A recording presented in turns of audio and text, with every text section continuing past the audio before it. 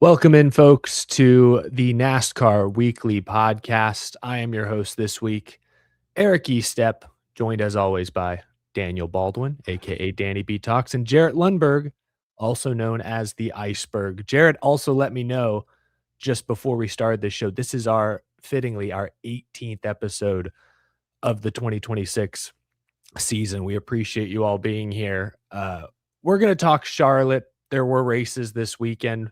There are races coming up at Nashville. The racing world continues to fight and move on. But I think this being our first show in the last week, we wanted to begin by talking a little bit about Kyle Busch, his legacy on and off the track, what he meant to each of us individually, because all three of us, we're fairly young fans. We know a lot of you watching at home are younger as well, but I think the three of us saw Kyle's entire Cup Series career at the very least firsthand, watching live every Sunday. We all saw him win in person numerous times. It sounds like I know, Danny, you at Bristol, you probably saw a weekend sweep or two. So they're both weekend sweeps. Goodness. So we have memories of Kyle. We know you all have memories of Kyle. It's obviously been a very hard, heavy week for the entire racing community. So we wanted to begin tonight's show by remembering, respecting, and honoring Kyle Busch. And if you look, I think if you're on desktop or mobile, at least, we also attached a fundraiser that Danny set up last week. But we're raising money for Kyle and Samantha Busch's Bundle of Joy Fund, which we know is a cause very near and dear to their hearts, their family. So if you are willing and able to give a little bit of money tonight, we're trying to move that little meter up slowly but surely. All is going to a good cause that Kyle himself would have been very grateful for. So with that being said, gentlemen, I'll turn it over to you, I guess, first and foremost, Danny, because I know you said you've seen Kyle Busch win in person quite a bit out at Bristol. Do you have any memories off rip that when you think of Kyle Busch that immediately pop into your mind? Well, some memories more personal. What comes to my mind is getting the chance a couple of years ago when they were here for Nashville Super Speedway, and they were premiering the Rowdy documentary that was produced back when he was still Joe Gibbs Racing. And I got an invite last minute through my wife's cousin, Crystal Clay, who at the time was working for another company that covers motorsports, and got the opportunity to go there and be a part of that, and got to watch the documentary, got to walk on the red carpet. felt weird that, taking pictures of Kyle, randomly took a picture of Danny B on the red carpet. Got sat in the row right in front of Kyle and Samantha, or two rows in front, whichever one it was. They were really close behind us, and just getting to be there and watch that, with them, and hearing Kyle, thank some of the media people who was there to come out and see it. And that was a really fun experience. And afterwards, there was an after party at one of the bars downtown, and Kyle hadn't actually drank too much. He was actually, still, pretty good and pretty happy. He seemed in a good mood, and got to kind of chat with him just briefly. Me and Claudia did, and tell him a little bit, man, grew up fearing you, revering you every time I went to a race, but, grown to respect you a lot over the years. And he had kind of a smile when I told him that, and then got to take a picture with him there. And that was a pretty cool photo. And a couple years back when NASCAR brought the award ceremony here to Nashville, getting a chance to, get some of the drivers in a more calm, non-racetrack environment like here. Kyle was great in that. I really think he was the best person that I got to talk to that entire time when we got to interview drivers. He gave us plenty of time, gave me a little bit of extra time. And although I never got around to getting done the Kyle Busch Motorsports Truck Series team, what happened, rise and fall, whichever one I was going to do, I had a chance to interview him for that. And I don't know if I'll ever end up doing that video now. It just doesn't seem right anymore. But that was still a good moment, good memory. And, thankful that he was so kind to me and Claudia. And, there's all these big, things of like Kyle Busch being rough on the media. Honestly, I never experienced that. Anytime I had a chance to talk with Kyle, he was fairly respectful to me. I really can't say anything bad about that. And this is coming from a guy who, when I was a kid, being, Junior Nation, Jarrett probably relate to, especially in Oh, yeah. 08, 09. Like, Oh, yeah. it was tough to like anything having to do with Kyle Busch. And but man, that was just looking back on that, I'm so thankful for how much that I got a chance to meet him, talk to him, grow respect for him, and how many times I actually got to see him win in every series. The trucks, O'Reilly, Cup. I watched a lot of his wins in person, especially being up in East Tennessee, Bristol, my home track. And it wasn't just there. It went my first race at Martinsville. Denny Hamlin wrecks Chase Elliott, but Kyle Busch goes on to win the race. Go to my very first Coke 600 in 2018. Kyle Busch dominates that one. The only championship race I ever went to, 2019, last one at Homestead Miami Speedway. And that's another thing. It's not going to feel right that we go back to Homestead Miami Speedway and the last guy to get their championship there won't be able to join us. And that's going to hurt a lot that weekend. I already know it is. But I'm thankful that I was there, getting a chance to, and I don't know if you guys really remember too much about this. I know we were all there in some capacity, not really to like we're in the extent we are now, but we had I think we just had the hot passes for that one. But after that race, that was the closest thing I think I've ever experienced to a football storm the field type moment, when literally all the media rushed out onto the track. All fans of all kinds just ended up going across the pit wall to get over there and celebrate and be a part of this thing.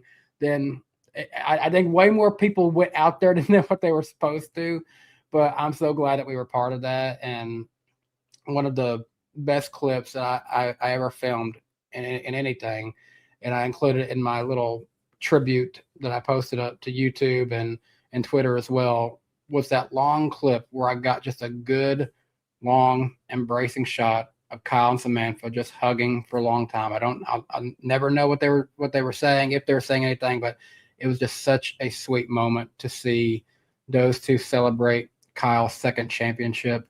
I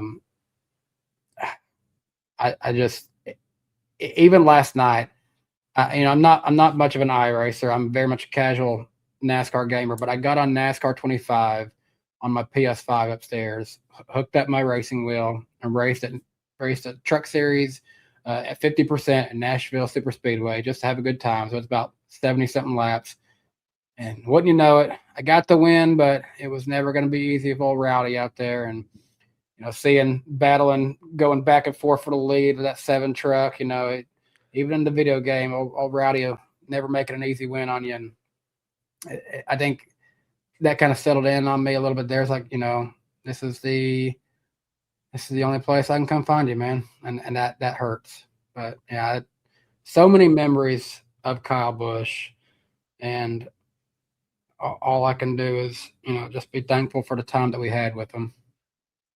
Yeah, we saw one of the greatest race car drivers of all time. We got to see him at see him grow up in the national spotlight. I think that's the part that, like, my takeaway when discussing Kyle Busch's legacy on track, it speaks for itself. He's the winningest National Series driver in NASCAR history. He hated losing more than probably anyone in the garage. He was unbelievably talented, but off the track, or just as a man with his family, the way he grew up in the spotlight and evolved, went from that brash young gun to, over time, being a calmer, cooler, loving family guy, and how he was fostering Brexton's young racing career.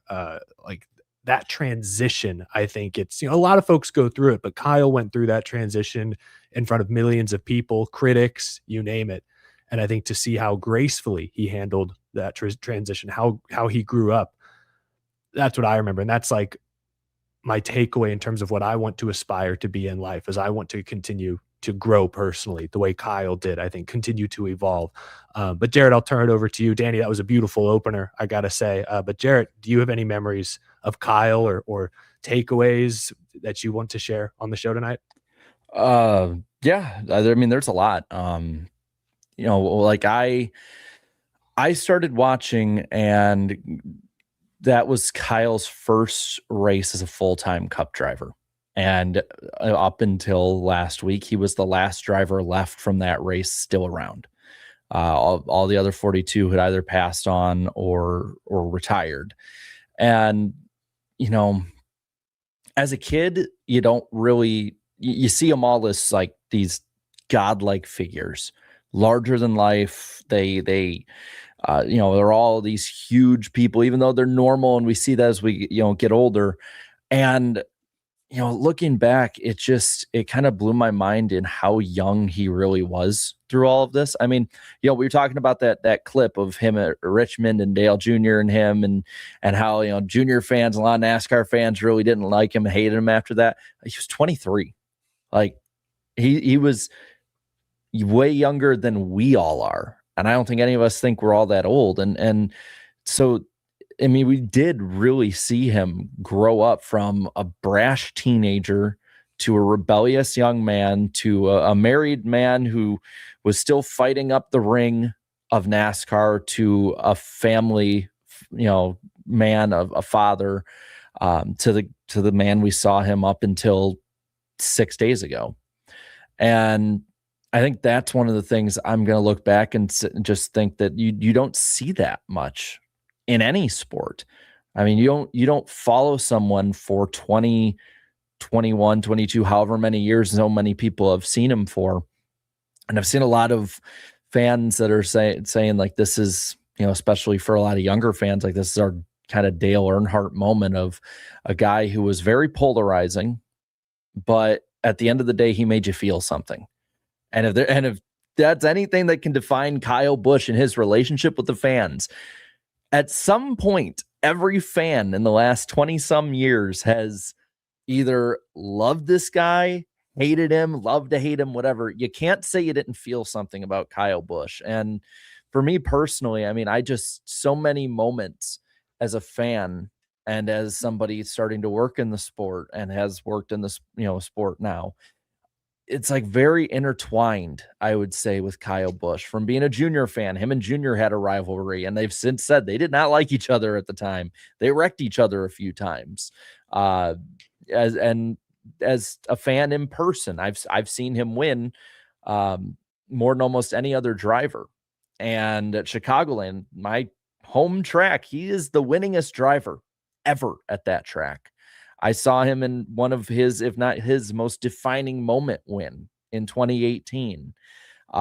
We all got to be there for his final championship victory. And then my favorite shot that I've ever taken of that long burnout. And I made sure to send it to you guys and to upload it because I don't want that top moment of his career and life to ever, be just wished away by a wrong press of a button at any point. And I got to be at his last Cup win, and I can say nobody in that moment thought it was going to be his last one. And it makes his words in his truck interview after the race when he won at Dover and in the media center that much more, just it makes it sink in that much more. Because nobody 3 years ago at Gateway, almost 3 years to the date, I would say, nobody was thinking this was Kyle Busch's last one. We were thinking, oh my God, Rowdy is back. And, it shows how quick life can change. And I think my if I had to round it all together, that Kyle Busch made you feel something. And a lot of drivers can't say that nowadays. Few people, I think, public figures make you feel the way Kyle Busch made fans feel. And I'll kind of, to add my 2 cents into this, what you said earlier about, the rivalries he had on the racetrack. I was very impressed by his evolution off the track. But if we're just focusing on Kyle Busch, the competitor, he was so competitive. He did hate to lose. He would lash out every now and then, but as he got older, especially, what I started to notice, and I think a lot of his peers noticed, was the respect he had for the sport and for the competition. Like, I first noticed it as a Matt Kenseth fan at Phoenix when Matt won his final race. And, a lot of drivers were giving him little bumps and stuff on the cool down, like, hey, good job, paying their respects. Kyle Busch came out on the front straightaway to shake his hand, embrace him. And I know they were teammates, but that stood out to me as like, wow, like Kyle Busch, he just respects the sport. And Matt Kenseth was someone who'd obviously paved a way and was kind of a veteran at that time. And Joe Gibbs's story he told in the media center this last week was another great recent example of Kyle's sportsmanship. We know that he and Joe Gibbs kind of had a falling out professionally at the end of 2022. Ty Gibbs takes over his seat. Ty finally wins his first cup race, and Joe Gibbs said that Kyle Busch reached out to Ty and called Joe to congratulate him. Like, that says a lot. I think that does say a lot about how much he grew, but again, how much he respected his competitors, how much he respected the sport. And I think you've seen it with all the tributes in the past few days. Like, I don't think any of that is inorganic. I think genuinely everyone in the garage has a mutual respect for everything Kyle Busch did, everything he's meant for the sport. And so, that's my other, if you want to talk about like a competitive takeaway, that's my takeaway there. I don't have a ton of memories of like firsthand Kyle Busch experiences. I never sat down and had a one-on-one interview with Kyle, unfortunately, other than, being part in like media scrums and things like that. But I do remember the first race I ever got to go into the drivers meeting for, the pre-race drivers meeting, was 2020 Las Vegas, and it was the truck race. And I remember I'm sitting in the back wall. I'm like blown away because I'm like, there's Mike Helton over there. There's all the drivers. This is intense. Kyle Busch, the last guy in the room. He's the last guy to show up, and everyone kind of gets quiet. He walks, sits in his chair, head down. He is locked in, game face on. They go through the routine song and dance driver intros. The moment he has been released, they're free to go. He turns, gets up, beelines it out through him again, head down like a racehorse with blinders on. And, maybe he was, I don't know, maybe he was having a bad day. I'm not saying that's how he was every driver's meeting. I've certainly seen him be way more social in driver's meetings. But of course, he went out and won that race. Of course he did. He was there. It's the truck series. This is prime Kyle Busch. He meant business. That was like right before they did that bounty, I think. I guess right. It was that same year. Yeah. So, I mean, that stood out. Like, Kyle Busch, he is a superstar. He has that superstar mentality that they talk about in other sports, that they sometimes talk about in this sport. Just a tremendous competitor. And yeah, go ahead, Jarrett. I have two, I guess, firsthand stories I can say Go with for Kyle. So I'm going to warn you now. I was 12 when I made this. It's not going to look all that polished or good, but I used to make these autograph books back in the day for Chicagoland. And I made one of Kyle. Every driver would be like the side of their car, and he signed it. And he stopped twice, which is not something that most drivers did. I think Greg Biffle was the only one, ironically enough, to stopped every year. Carl Edwards, I think, stopped almost every year. Kyle was one of the few that stopped multiple years. And I remember him signing it, saying, damn, or something like that. Like, just how many kids decked out in Dale Jr. shit are all making some big extravagant thing for Kyle Busch to sign. But I did for every driver because I wanted to treat them all equally on it. And I remember I walked back to my dad and I'm like, Dad, how am I supposed to hate these guys? They're so nice. Like, and that's, I think, what really started. And then especially as I got older, started me more respecting him as a driver and what a great talent he was. The first time I got let into any media center was during those remote ones in 2021. And it was, I think, after a truck win, I want to say. And back then, when you were in the Zoom meetings, back when everyone used still use Zoom, you'd put like your hand up and the emoji would pop up for you to ask your question. And I'm thinking, here's Bob Pockris and, Gluck, Bianchi, Jenna Fryer, all of the big wigs. And then there's like a couple others I noticed. And then there's me. And I'm like, oh, okay, what the hell? Why not? I'll put it up. They're probably not going to answer me. I don't know if it was in the middle or right at the end. I get picked up. They're like, I get a thing, like a message being like, hey, you're going to be up after this person. I'm like, oh no. Uh-oh. I mean, I had my question ready and I really thought it through, but I'm just thinking like, man, I don't want to become a meme. And that was the first thing. I'm like, I'm good. If I flub this up, I'm going to be a meme. You're like, Plankton, I never thought I'd get this far.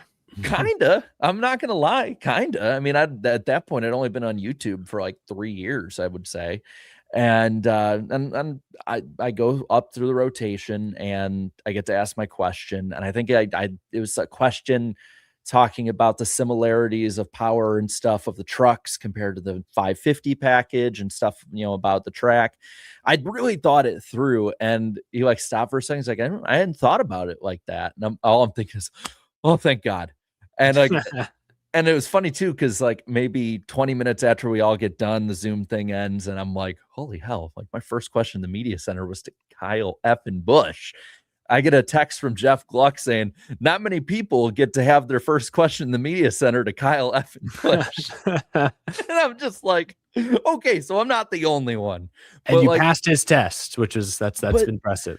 But that's the thing, he really did, whether it was racing on the track or people around him, you had to elevate your game with Kyle Busch. You couldn't just half-ass it or he'd call you on it. He's a straight shooter. And I think that's another valuable trait that he had that a lot of people didn't, is he's not going to bullshit you. A lot of people just go through the motions. If he's going through the motions, it's going to be funny. I'm just here so I don't get fined. Everything's great. Like, I can't even make that face him at the, like, where he pointed, but like, yeah.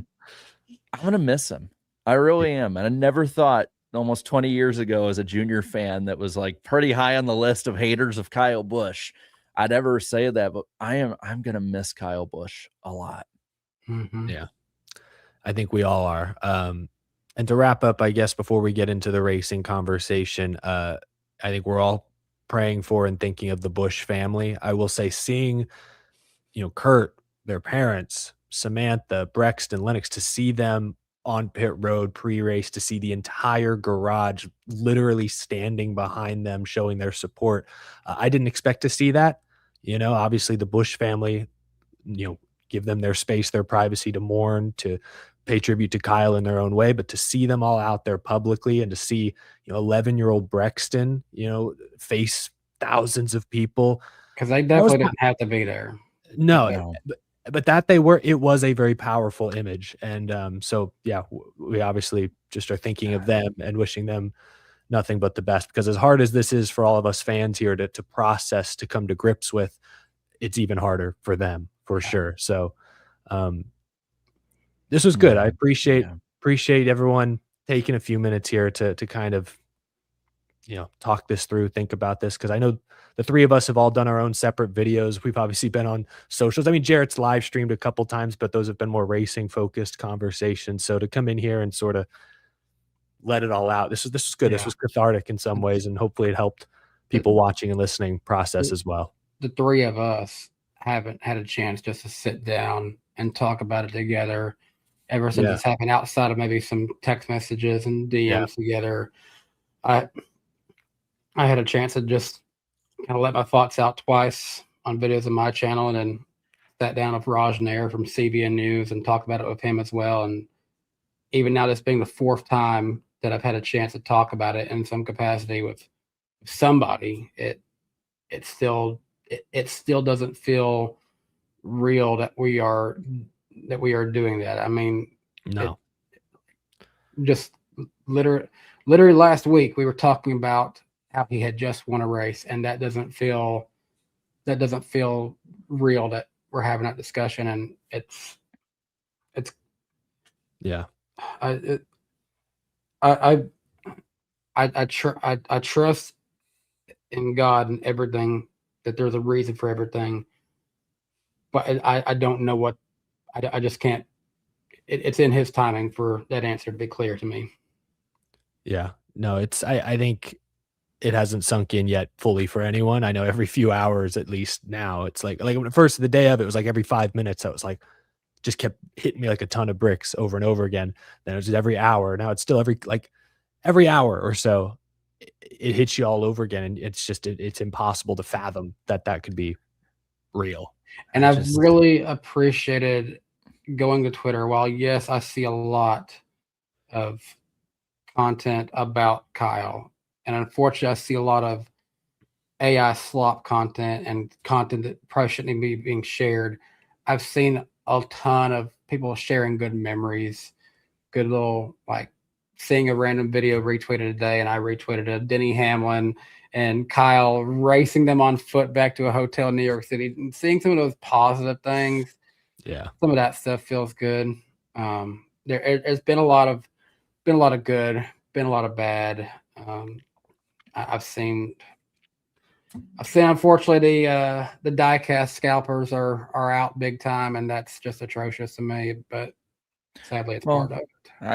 I'll to finish my end, and then we can probably talk about the racing side of the weekend, as hard as it is.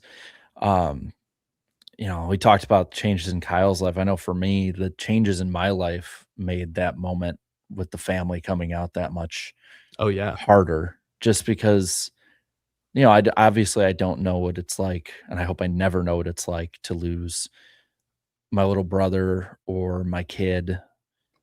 I know in different pieces now what it's like to be that role in a family and in a life. I've always known what it's like to be an older brother. I might not be the best one, but I try.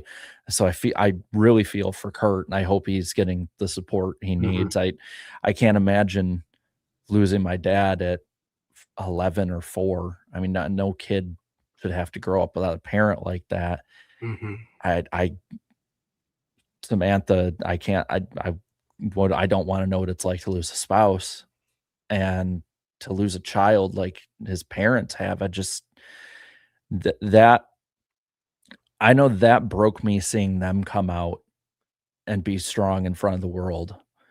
And I'm not even remotely close to being, as close as they will ever be to him. And I won't know at all what it's like to be in the situation that they're in right now. And I just, for as much as it hurts us, like we were saying, as much as it hurts us for what's going on and we're trying to come to grips with it, their entire world is it's never going to be the same again. On a personal note, on an everyday, every minute note. And I hope the support that they got on Sunday from all of us and everyone there and everyone in the industry, I hope they know every single minute that they're going through this, that every single person, fan, industry, driver, everyone has their back. So I'll say no more. That's my piece on it. I think that's well said. They need a lot of grace and empathy, and if they want space, they have every right to that space right now. One last thing I'll say before we move on. I think I saw someone said it best that Brixton and Lennox, they gained so many more people to have their back right now. There's 36 drivers in the field each week, and they're all going to be looking out for them. And one more thing, lap 8 fingers up high. I love that. Let's keep doing that rest of the year. Yeah, absolutely. Well, gentlemen, thank you for sharing those memories, sharing those thoughts. I was keeping an eye on the chat, a lot of emotion in the chat as well, but we appreciate everyone being here to sort of share in this moment, help process it together. We're going to talk about the race now because, as they say in show business, the show does go on. And I think in some ways, while it didn't feel normal watching the Coca-Cola 600, like there felt like there was something missing, seeing race cars on track, going through those motions again was sort of, it gave some energy to it. Kind of reminded me, at least, that, okay, we'll be able to fight through this, like we will. I mean, Kyle Busch would want us to keep on racing. So let's talk about the Coca-Cola 600 now, or I should say the Coca-Cola 559.5 did not quite get all the laps in any of the 3 Charlotte races this weekend. To sort of bridge this gap. That's a new record, by the way. Yeah, first we time saw history. I guess that's true. To bridge the gap between Kyle and the Coke 600, Daniel Suarez wins and does Kyle's signature bow in a wet victory lane. Suarez, a former KBM driver, was briefly Kyle's teammate at JGR, so a very fitting tribute there. Gentlemen, what do you make of the same number as Kyle's last win? Facts, absolutely. A car that came out of the shop that Kyle Busch Motorsports most recently operated out of. So the tie-ins, the links are endless. But Jared, I'll start with you. Just now from the racing perspective, Daniel Suarez is a Coca-Cola 600 winner. How did you feel about how the finish of that race played out? I mean, Okay, so I'm gonna take the Suarez side out. It was a frustrating finish. I understand it. There was no way, especially if you saw the way the rest of the night went, like everyone had shown and like the radar had shown, there's no way it was going to get back going. But it still was frustrating, just like the rest of the weekend. It was still the least frustrating race of the night, in my opinion, or the weekend, I should say, not the night, the weekend, in my opinion, when it came to the NASCAR side of things. But on that side, it was frustrating. But for Suarez, I mean, this, at least results wise, is the dream scenario for the opening half of the regular season. We are halfway through I'm sorry, nobody in the world can convince me that they said before the season, hey, halfway through the regular season, race 13 after the 600, Suarez is going to have a win. He's going to win at Charlotte, no less, and he's going to be top 10 in the point standings. It's just with a Spire teammate, no less. Yeah. I mean, this punctuates a dream start to his season. I'm happy for him. I get that he wasn't one of the best. He wasn't even probably one of the 8 best out there.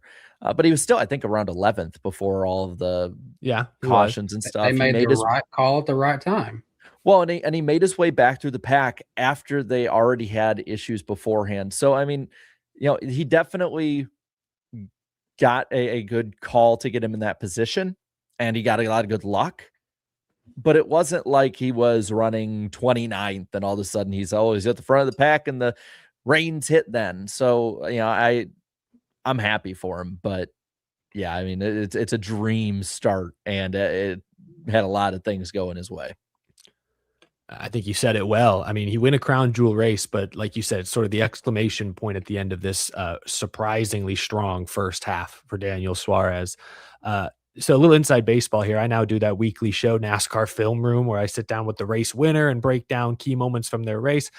When Daniel Suarez won, I immediately sat back, looked at my notes, and thought, what the hell am I going to ask Daniel Suarez about besides those last 2 restarts? I'm like, I don't know where he was all night. I know he had a couple unscheduled pit stops. I don't know anything more. So I spent the next morning, I went to HBO Max and rewatched almost his entire race, just his POV. I skimmed here and there. I probably spent 2 hours. So I didn't go the full 4.5. Probably spent 2 hours rewatching his race to be like, so what was Daniel doing all night? And the fact of the matter is every restart, he was passing cars. Even when he was down a lap, and granted, he was passing 25th place cars, he was moving forward on every restart. He was this close a couple different times to getting the free pass position. There was a cycle at the end of stage 3 where he exited pit road, I think with a couple lap pressure tires, but he was like a straightaway behind William Byron for the free pass. He ran him down, got to his bumper, and got loose with 1 to go and didn't complete the pass and had to wait until the next caution. So he was really close a number of times to getting back in this race much sooner than he did. But I think he definitely had a 10th to 12th place car, and you put a 10th to 12th place car in clean air, you got a shot at the win, especially knowing the rain is coming. You may only have to hold the guys off for a few laps. It was a great gamble by Ryan Sparks. It was great driving at the end by Suarez. He did get really lucky with that. Not the lightning caution got him the opportunity to take 2 tires. It was the rain caution after that when he was about to get passed by Denny Hamlin. That one he got lucky on. If they waited 5 more seconds to hit the button, Denny Hamlin would have been the leader, and Suarez probably doesn't win the race. But other than those couple of lucky breaks, he drove the wheels off it. Happy for him. You could see how much it meant for him, or meant to him. A Coca-Cola driver wins the Coke 600. I'm pretty sure I had that as one of my predictions. It was not Daniel Suarez who I was thinking of when I made that prediction last week. I had a couple other names in mind, but congrats to Daniel Suarez. I think Claudia pointed out to me like moments after she saw him drinking Coca-Cola. She's like, wait, isn't that one of Eric's predictions? Like, yeah, but that's probably not who he was thinking about. Yeah. I saw Kelp21 on Spotify said the only Coca-Cola Racing family driver Eric didn't mention was the one that won. And it was like immediately I saw that and I'm like, oh my God, it's true. Damn, that's funny. Well, yeah, congrats to Daniel Suarez. Huge win, great start. But the class of the field, if we're just looking big picture, who are the teams, the guys to beat at intermediate tracks? It's pretty obviously Toyota, JGR 2311 specifically. Tyler Reddick led the most laps. I think Denny Hamlin and Chase Briscoe earned the most stage points. 3 of the top 4 finishers were all Toyotas. Ty Gibbs finished 6th, and Chase Briscoe got caught up in that wreck. Otherwise, he would have probably been in the top 6 or 7 as well. And they're all going to be great in Nashville this weekend too, most likely. Probably. Anyone stand out to you, Jarrett, among the top finishers, Toyota or otherwise? I mean, yeah, the entire everyone at Toyota. Can I cop out on that one? Thanks. I I mean, got a top 10. That's I true.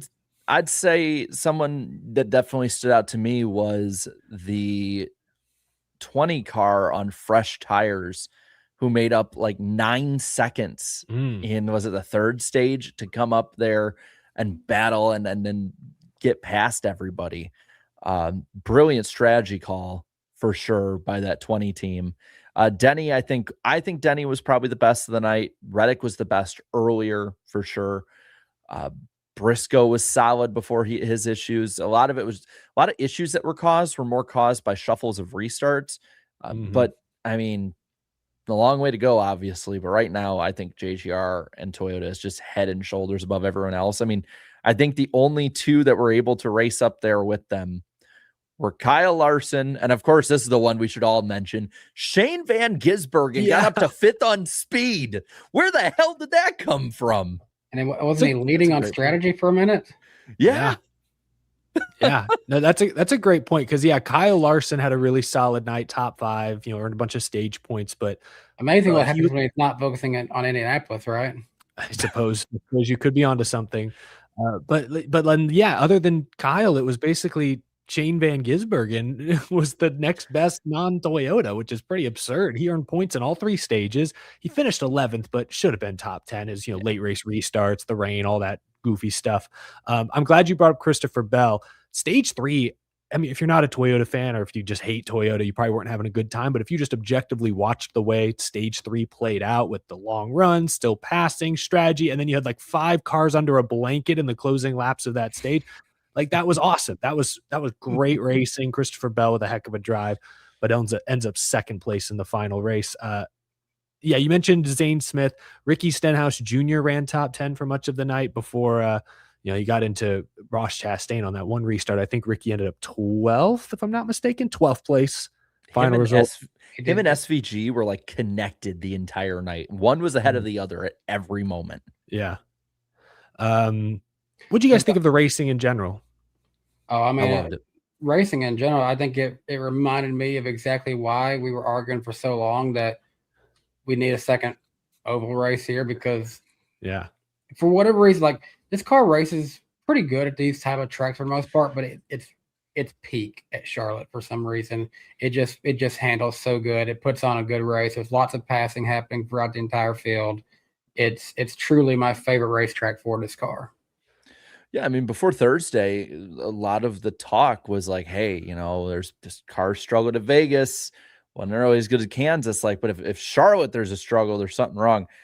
I think it could stack up to any of the other 600s. Now, granted, the not getting a proper finish will hurt it in the eyes of a lot of fans, I think. But no, I thought it was a blast, and I'm glad that we're going back for a 400 miler, because they're definitely, well, I think Kansas at its best stacks up right there with Charlotte.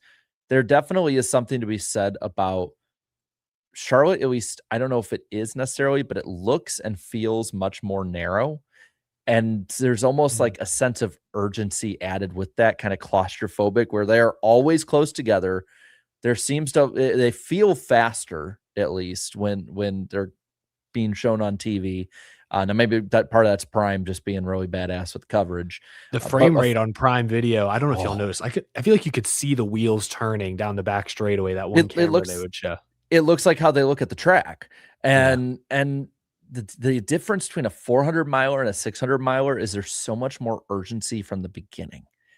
And that's what I'm really excited for this fall. Is like everyone's like, oh, I don't know, we're oversaturating too much, blah blah blah. And all I'm thinking is, no, it's gonna be a completely different feel to the race, and they're gonna feel like 2 separate tracks, and I can't wait. Yeah, I agree. I thought the racing was good. I did feel like the arrow push is still so frustrating. You could just see you get within a car length of someone else in their lane, you push up the track. It's inevitable almost. But the track, fortunately, is so wide. You can run the wall, you can run the white line, anywhere in between, that for the most part, you could still pass and make those moves. So I agree. I think Charlotte is once again in contention for best overall racing on the schedule right now for the NASCAR Cup Series. it was fun. I'm looking forward to the fall, no doubt. Haven't had a chance to see this car race at Chicagoland yet, so I'm hopeful to race good there. I am looking forward to that one as well. It's going to be in the running. It's a contender. Speaking of contenders, the points. Jarrett, do you have points graphics ready to throw up? Not throw up, don't throw up, but toss up onto the screen. Don't toss your lunch here. Just toss up the points. You can throw up if you need to. Just grab a bucket.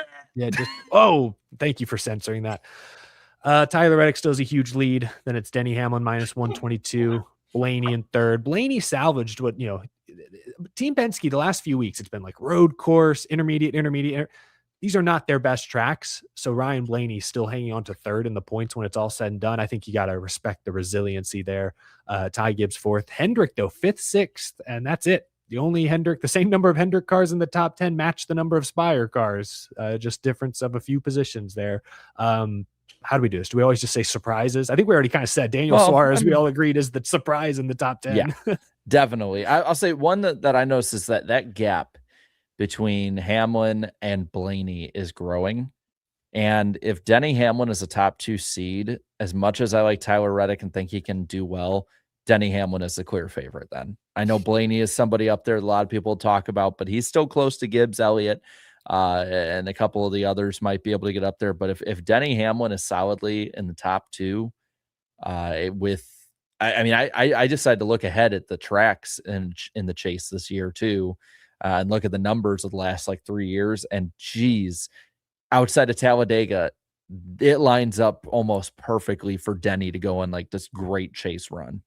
Yeah, definitely between the two, I would trust Hamlin a lot more to get a lot of wins at those tracks that we go to in the chase. I mean, granted, before this season, I didn't really trust Reddick to win as many as he did to start the season, and it's not like he's kind of stopped winning, but he's still there contending for it. So it's going to be really interesting between those two. I think it's safe to say those are the two championship favorites right now. I'm not even going to fully rule out yet. If I'm betting the house, I'd bet it on Reddick to win the regular season championship, obviously. But he's due at some point to have a couple of down weeks. He's finished top 15 in every points race. He's got 9 top 5s in 13 weeks. That's absurd. That's not going to continue. Denny Hamlin's led more than twice as many laps as Reddick. If Hamlin keeps doing what he's doing, if Charlotte had turned into a win, Texas, he was side by side for the lead on the last restart. If a couple of these close calls turn into wins here in these final 13 weeks, you can make up 120 points pretty quick. I'm not saying it's likely, but I am saying Denny Hamlin, I think, is closer than the 122 points would suggest. And I mean, you still can't rule out Blaney, Gibbs, Elliott to get hot at the right time. Gibbs, for what it's worth, he still has second most amount of top 10s behind Reddick, and he's got the same amount of top 5s as Hamlin. He is definitely somebody to keep watching, as the year goes on. If he can get a few more wins, we're going to go back to Bristol in the chase, when it's going to matter a lot. Good point. All right, Jarrett, what's next? The bubble. Bubba Wallace, plus 40, SVG, plus 28, Briscoe, plus 16, Preece, plus 15, Cindric, minus 15, Logano, minus 29. Yeah, Austin Cindric, I don't know if Seabell got into him, got him a little loose, what the deal was there, but Cindric crashing early in the 600 was costly. 2 Penske cars outside of the top 16. What do y'all make of this? Jarrett, what stands out to you? I'm gonna say who stands out is somebody who's not on the screen, and I'm you know what, I'll eat crow if I'm somehow wrong in this. Ross Chastain, he might not be mathematically eliminated. He's out. He's 65 points back. He's not going to be able to make that much up on pretty much any of these guys here. Joey Logano, I think 29 is still a good position. Not good, but decent position within striking distance. He had a much needed good race this past weekend. Well, and he has good tracks coming up in the summer too. So I if I had to pick right now, I would honestly say I think Joey Logano is going to make the chase, just because of when I look ahead, I look at his tracks. I trust him more than I trust Brian Preece and Austin Cindric. If Joe Logano brings out a super gas tank this weekend, he might win this weekend. I mean, he's pretty good at a couple of these tracks coming up. So it's and maybe not even the ones in June, but once you get into July, August, he's primed to have that kind of good run in. The one that surprises me of how far in already he's in is Shane Van Gisbergen. I think he's almost doubled, if not he been close to doubling, maybe more, the amount of points he scored. Weekend made a huge difference. Well, the amount of points he scored this year so far compared to this time last year, he's 14th in the points plus 28. Last year, I think at this time he was 31st in the point standings. He has 316 total points now compared to, I think it's like 131 this time last year.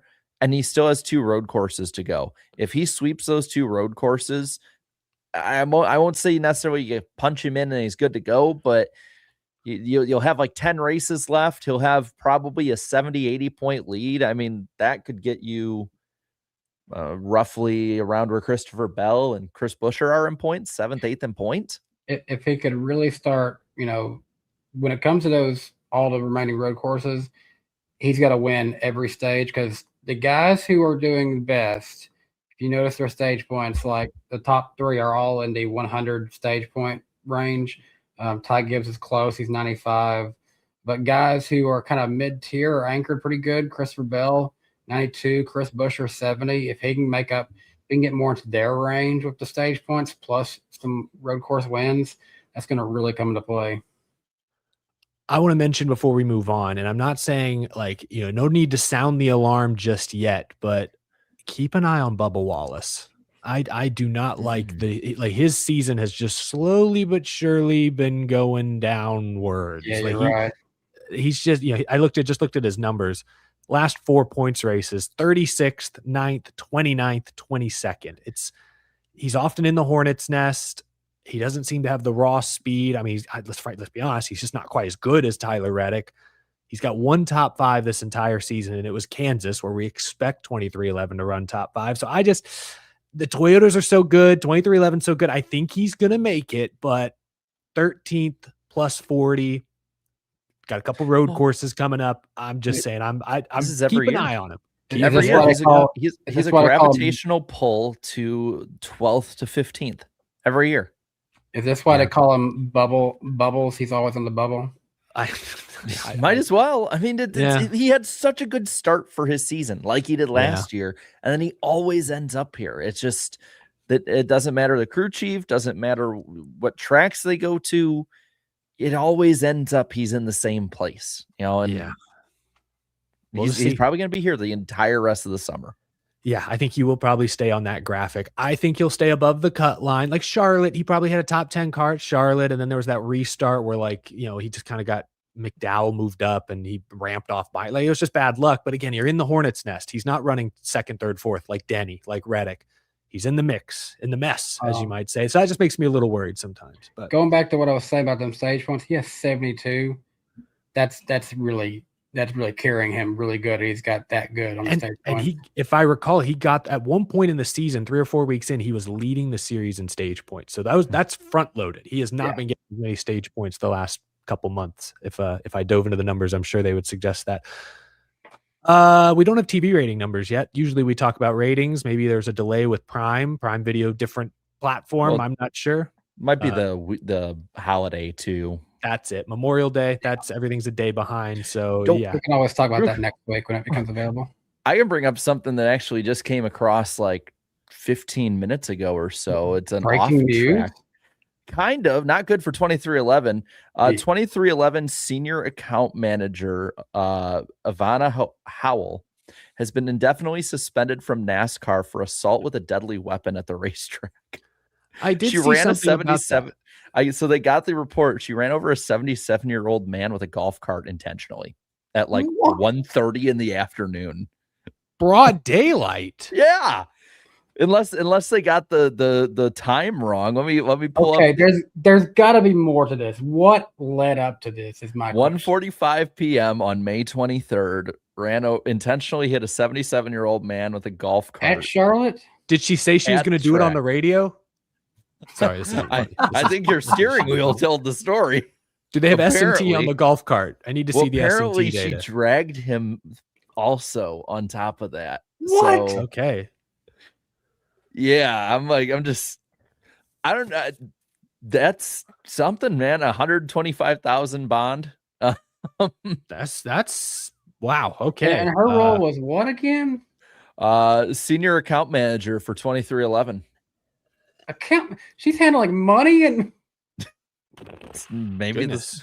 I'm not going to leads up to this happening.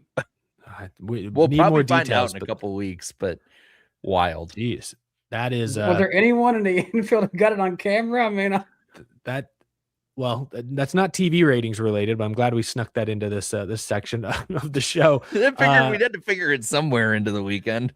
Before we move into the final two races of the weekend, Jarrett, let's talk about the famous iceberg poll. Can we get into the results? 13,000 fans voted on Jarrett's poll. Was the Coca-Cola 600 a good race? 53% said, heck yeah, it was a great race. 35% said, yeah, it was pretty good. Good race. 88% positivity rating.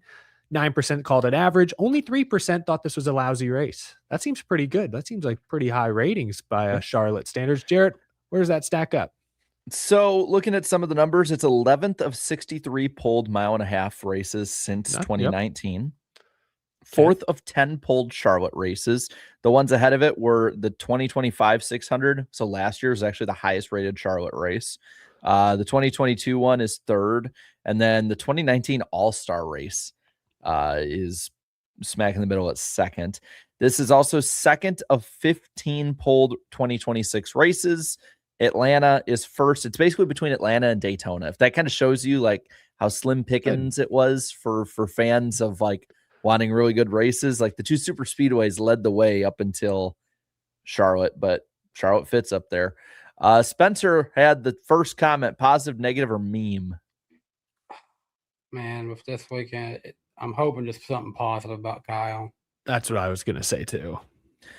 He says, I'm just happy we saw some racing last weekend. After all of what we went through, racing is the best medicine. So positive. Yeah, I don't know how you can meme or be negative after this one. Good message, Spencer. Top one is from Tarantua. Says, while the sun came out for the first and only time this weekend as they were recognizing the Busch family, R.I.P. Rowdy. Yeah, I saw that and made the comment to my wife who I was watching with, and we were like, wow, that's pretty cool. Weather this weekend in general was just crazy. Even here in Tennessee, when I got up Saturday morning, we took our boat to get new. It's in the shop, getting new carpet and seats put into it. Gonna look cool when it's all done. But that morning it was storming. I just got poured on that morning. But by the time evening came around, we were in Knoxville, Tennessee for Savannah Bananas, and it was like perfect weather. It was just a wild weekend for weather. Now T-Wolf says, "Oh, we got a car on the wall. Turn 2. So happy Dale Jr. jump scares are back." All right. Dale did get me a few times this weekend. Yeah. Amazing what happens when you allow the commentators to look out on the racetrack. LAJ says that 2-time defense was great. Shout out to Kyle Larson. Stay rowdy. Bless Busch. OBG says, honestly, glad one of Kyle's former drivers won tonight in the 7 car nonetheless. And Sick Freak says, need to move the Chris Wright Talent Memorial to Charlotte now because of the truck race. It's always turn 4 too for some reason. Come on, Chris. And it's always a spotter's fault. Yeah. The gutter one went to Micah, which I was surprised by. Says negative vote because it was a different Micah, by the way, the normal one. Negative vote because the race wasn't on Fox. NASCAR really made a mistake going to streaming only. You're going to kill the sport. See, I saw a few comments like this over the weekend. I saw some people saying like, oh, the picture quality looks bad. Oh, I've got a spinny wheel. And it's like, for one, the people who don't want to pay for it, that's a whole other subject. For the people who complain of that, it's your internet. Your internet's got to be good for this stuff, man. Yeah. Side note, someone just sent me the mugshot of the woman from earlier, and it's just funny. She's even wearing a 2311 hoodie. Oh gosh. Oh no. That is not good PR. Well, real quick. So on the note of Fox versus Amazon, remember last week I told you guys I was going to conduct an experiment on my wife. Yes. How did it go? So she had been. So the premise was the last few races. Like my wife will sit. She's not a big fan, but she makes an effort. She'll watch some of the races with me. But I'd noticed the last few weeks she'd doze off from time to time and take a little nap, a little mid Sunday afternoon nap, and that's fine. I'm working. I'm locked in. It is what it is. But we talked on the show last week. I'm like, guys, I'm going to watch her because she watched the race with me this week. I'm like, I'm going to watch her. And if she stays awake, That tells you all you need to know about the difference between Fox and Prime's coverage, because this is a long race and it's late. We're at the end of stage 3, and I'd forgotten about this experiment. All of a sudden, I look over at her and I realize she hasn't fallen asleep this entire race. We are 300 laps in. She made it to the checkered flag. Prime Video, much better broadcast than Fox. Science, it has been scientifically proven now by my wife's sleeping habits. Don't go off just this one, because I will admit, like just after the way that one started at the pre-race thing, I found myself in just a weird mood. Like I just felt it was like 11:30 Central Time when they called it. Or like 10:30. It was like it was late. It was late, and she made it to the end. So shout out Amelia, shout out Adam Alexander, Prime Video, Dale Jr., all you. Yep. Give it a few more weeks and watch the experiment. But I would be curious to see how it goes, the rest of it. But I will admit, I was in bed by the time they finally called it for Suarez, and my first thought was, thank goodness this is over. I'm going to bed. Yeah. Oh no, I get. When I then mentioned after the experiment was over, I told her, I'm like, hey, I was conducting an experiment on you. I hope you're not mad. And she's like, what? And then she goes, and she literally says, like, yeah, you know what? You're right. Fox. She's like, the Fox races are pretty easy to doze off to. I'll give you. She's like, I'll give you that. Now here's the comment from PNK 2018. If she doesn't fall asleep at Pocono, we're money. All right, yeah. Well, but now she's in on it. Now she's probably gonna like be, sipping an extra coffee just to. You still got you don't. She might forget you. She don't got to know you're watching. Pops a few melatonins just to mess with you. I'll keep an eye on her for science. All right.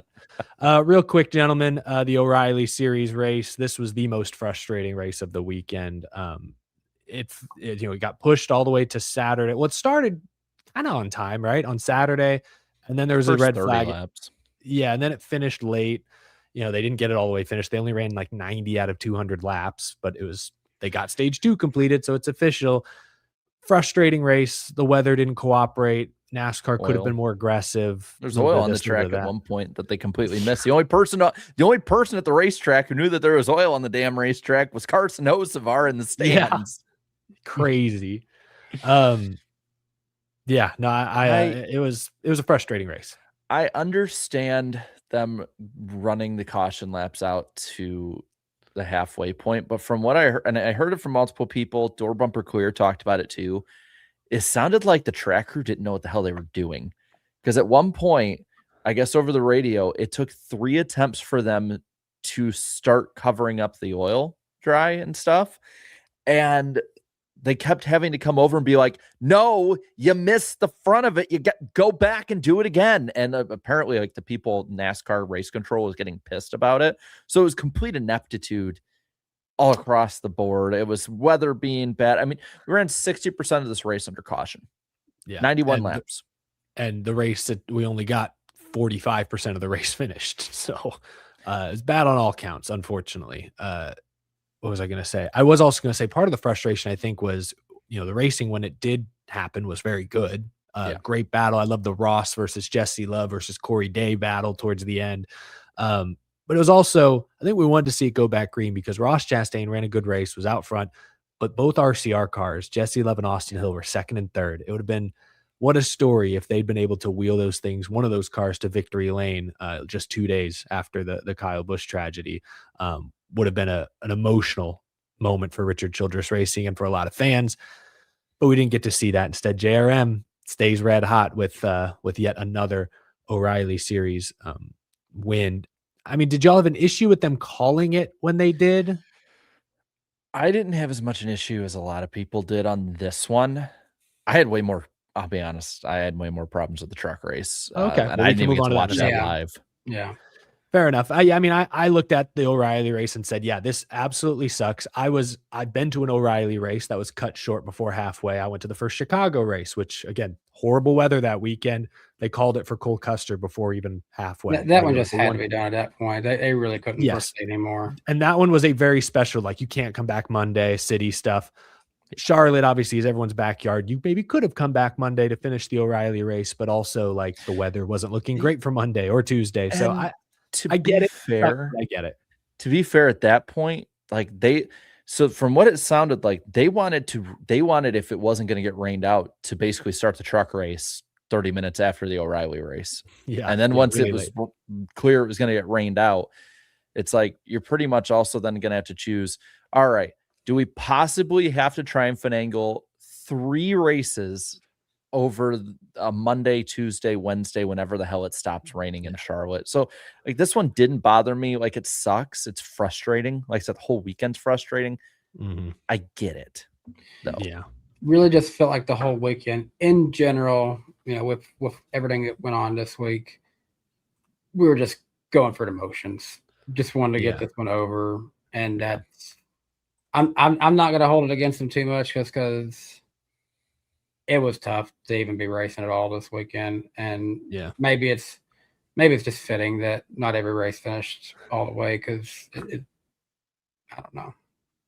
Jared, do you want to throw up the I keep saying throw up, that's very gross. Yeah, put up the O'Reilly series points. Jared, you want to vomit the points up, Jared? Please go ahead. I'm gonna get the audio from South Park of, oh, hi Kyle. Allgaier's a huge lead. I'm not going to read through this. Sorry if you're listening. Allgaier's got a big lead over Jesse Love. That's all you really need to know. Corey Day's up to 3rd. That's pretty legit. As far as the bubble, it's tight. It's pretty tight around the bubble. Retzloff is plus 19. Sawalich plus 15. Then Sam Mayer, another crash for him. He's plus 7. Taylor Gray slipped in the oil, is plus 2. Raja now up to 13th, only 2 points back, but he's in the Jordan Anderson car this weekend, I believe. Ryan Sieg minus 15. Brent Cruz took a big hit in that Brandon Jones incident. He's now minus 29, so actually went backwards, I'm pretty sure, for the first time this season. He'll be back. I think he'll be back. Do we want to talk about the truck race, or is there anything more from O'Reilly?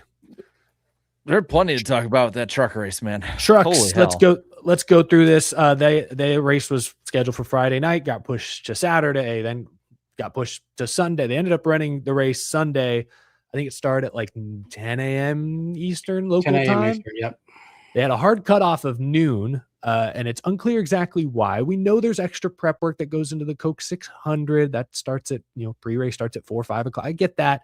There was some talk about TV that they wanted off the air by the time the Indy 500 went live around 12. I can't understand that because it's not even the same channel. Dale Jr. heavily alluded and what TV. What viewership numbers does a truck series get on average? What was that really going to take away from the Indy 500? Let's be real here, guys. I would agree, but either way, hard out at 12. So they might have gotten all the laps in if they didn't freaking crash every 3 laps. So the truck series field is a little bit to blame for this brouhaha, but there's a lot. Corey Day almost went flying into the infield. That was scary. That was sketchy for a moment. Great point, Snappy. Eric Brennan leading the broadcast. I want to give Eric Brennan a shout out, and I've not listened to Door Bumper Clear this week. I know he had an appearance on there as well. But Friday night, we're 24 hours roughly removed from everyone getting hit hard by the Kyle Busch news. Like, this is the next day. It is super, super fresh. And he is leading like the first major broadcast of the weekend. Voice. And I thought he handled it. I mean, granted, they're mostly just going through rain delay coverage, but I thought he handled everything really, really well. He had poise. He spoke confidently. Was empathetic to listen. Like, I thought he handled himself really, really well. Absolutely, he is a future play-by-play guy for years to come. And then what the heck does Chris Wright even do? That was the last question I had for y'all about trucks. But Jarrett, take it away. What stood out to you? Shout out to Lane Riggs. He won the race. Good for him. Anyway, yeah. There we go. There it is. That is all. Jarrett's torso is now the Chris Wright Talent Memorial. Because he probably would have hit me. I even kind of defended him earlier in the year, being like, he hasn't had as many issues this year. And then he's just Chris Wright. And he's a danger to everyone out there at any given time. I mean, he was the squirreliest. He looked like how Cletus looked at Daytona for the first time in a truck. He looked like that on the restarts at Charlotte after he's driven a truck for months. Get him off the track. And he's in a good truck too. He's teammates of Ankerman and Hemrick, and those two are top 12 right now, Christian Eckes is 3rd in points. So like when the incident happened, I even tweeted, like, I didn't want to pile on. I was a little more subtle, but I just tweeted 6 in points, actually. Sorry. I tweeted, his teammates are running 2nd, 5th, and 7th. That's all I tweeted after Chris Wright smacked the wall. Anyway, yeah, How many times is he going to blame his spotter for his own actions? I mean, it's every time. It's always the spotter's fault. There's a common denominator here. Chris Wright is 7 points ahead of Corey LaJoie, who has ran 2 less races than him. Tough. LaJoie is on the ticker and Chris Wright isn't. And there's like 20 full-time drivers this year. Well, I was going to say, I think Chris Wright is last in points among full-time drivers. I'm sorry if one of you said that already. I believe he is last in points, if I'm doing the math correctly. Yeah, Frankie Muniz. Frankie of all missed the drivers that ran all 10. He's last.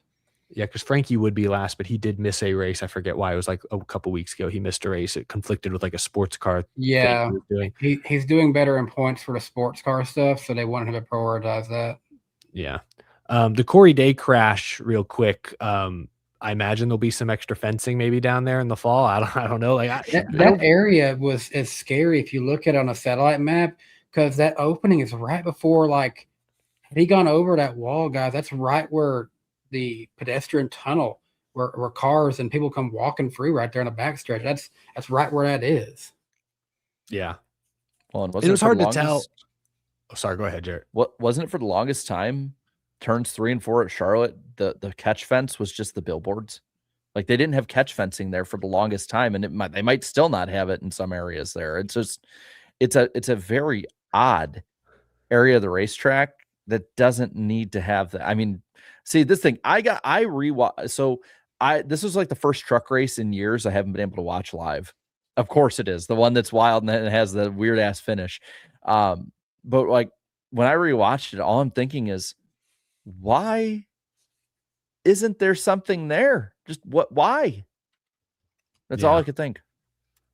And it was hard to tell. I mean, for one, it was amazing his truck didn't flip over.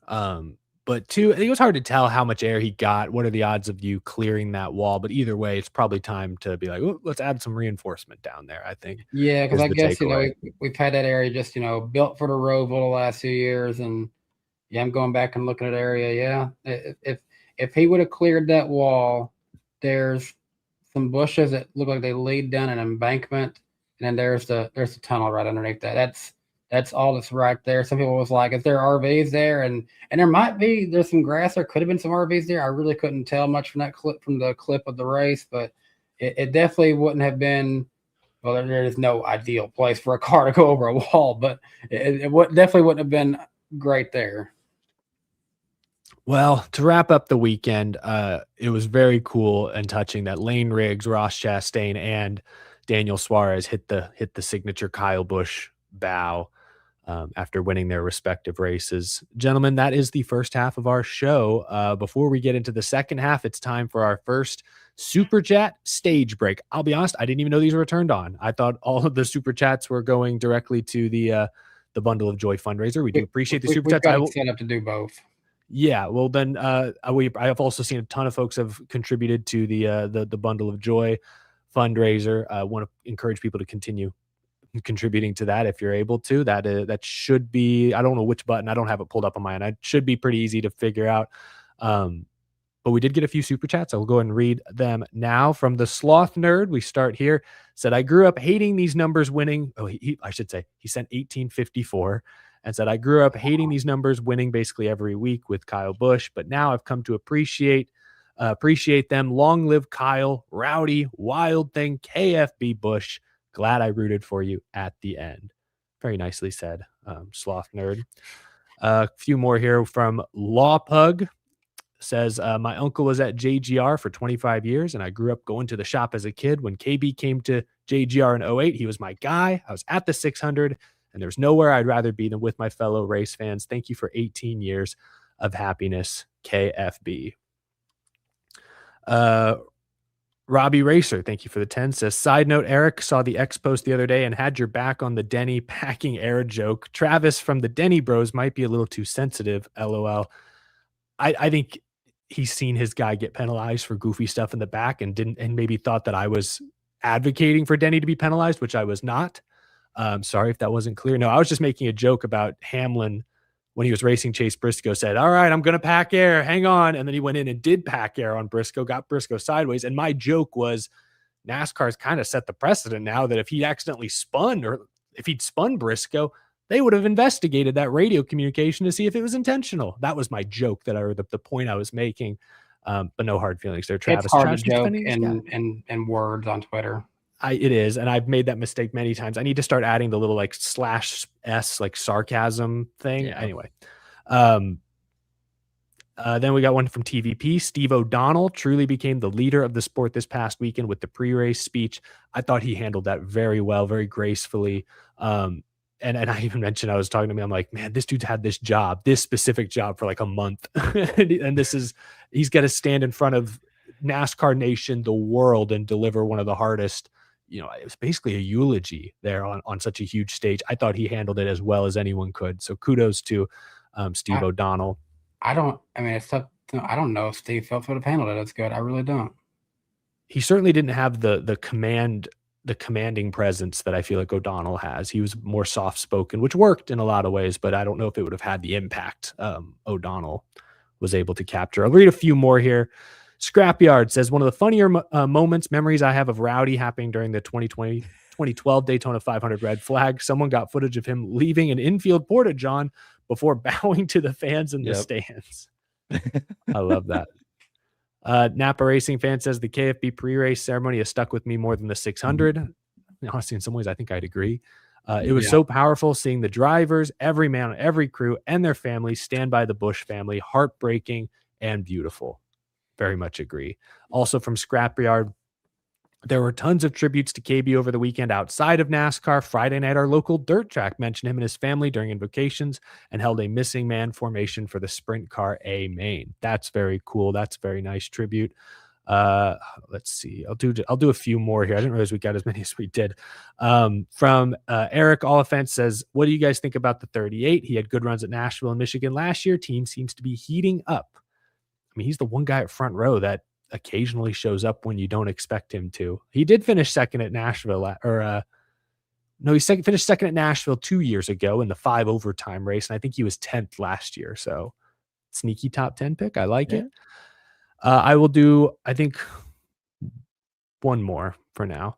From Doom Music says, I'm only 3 or 4 months older than KB. Watched his battle versus Truex for the title in 04.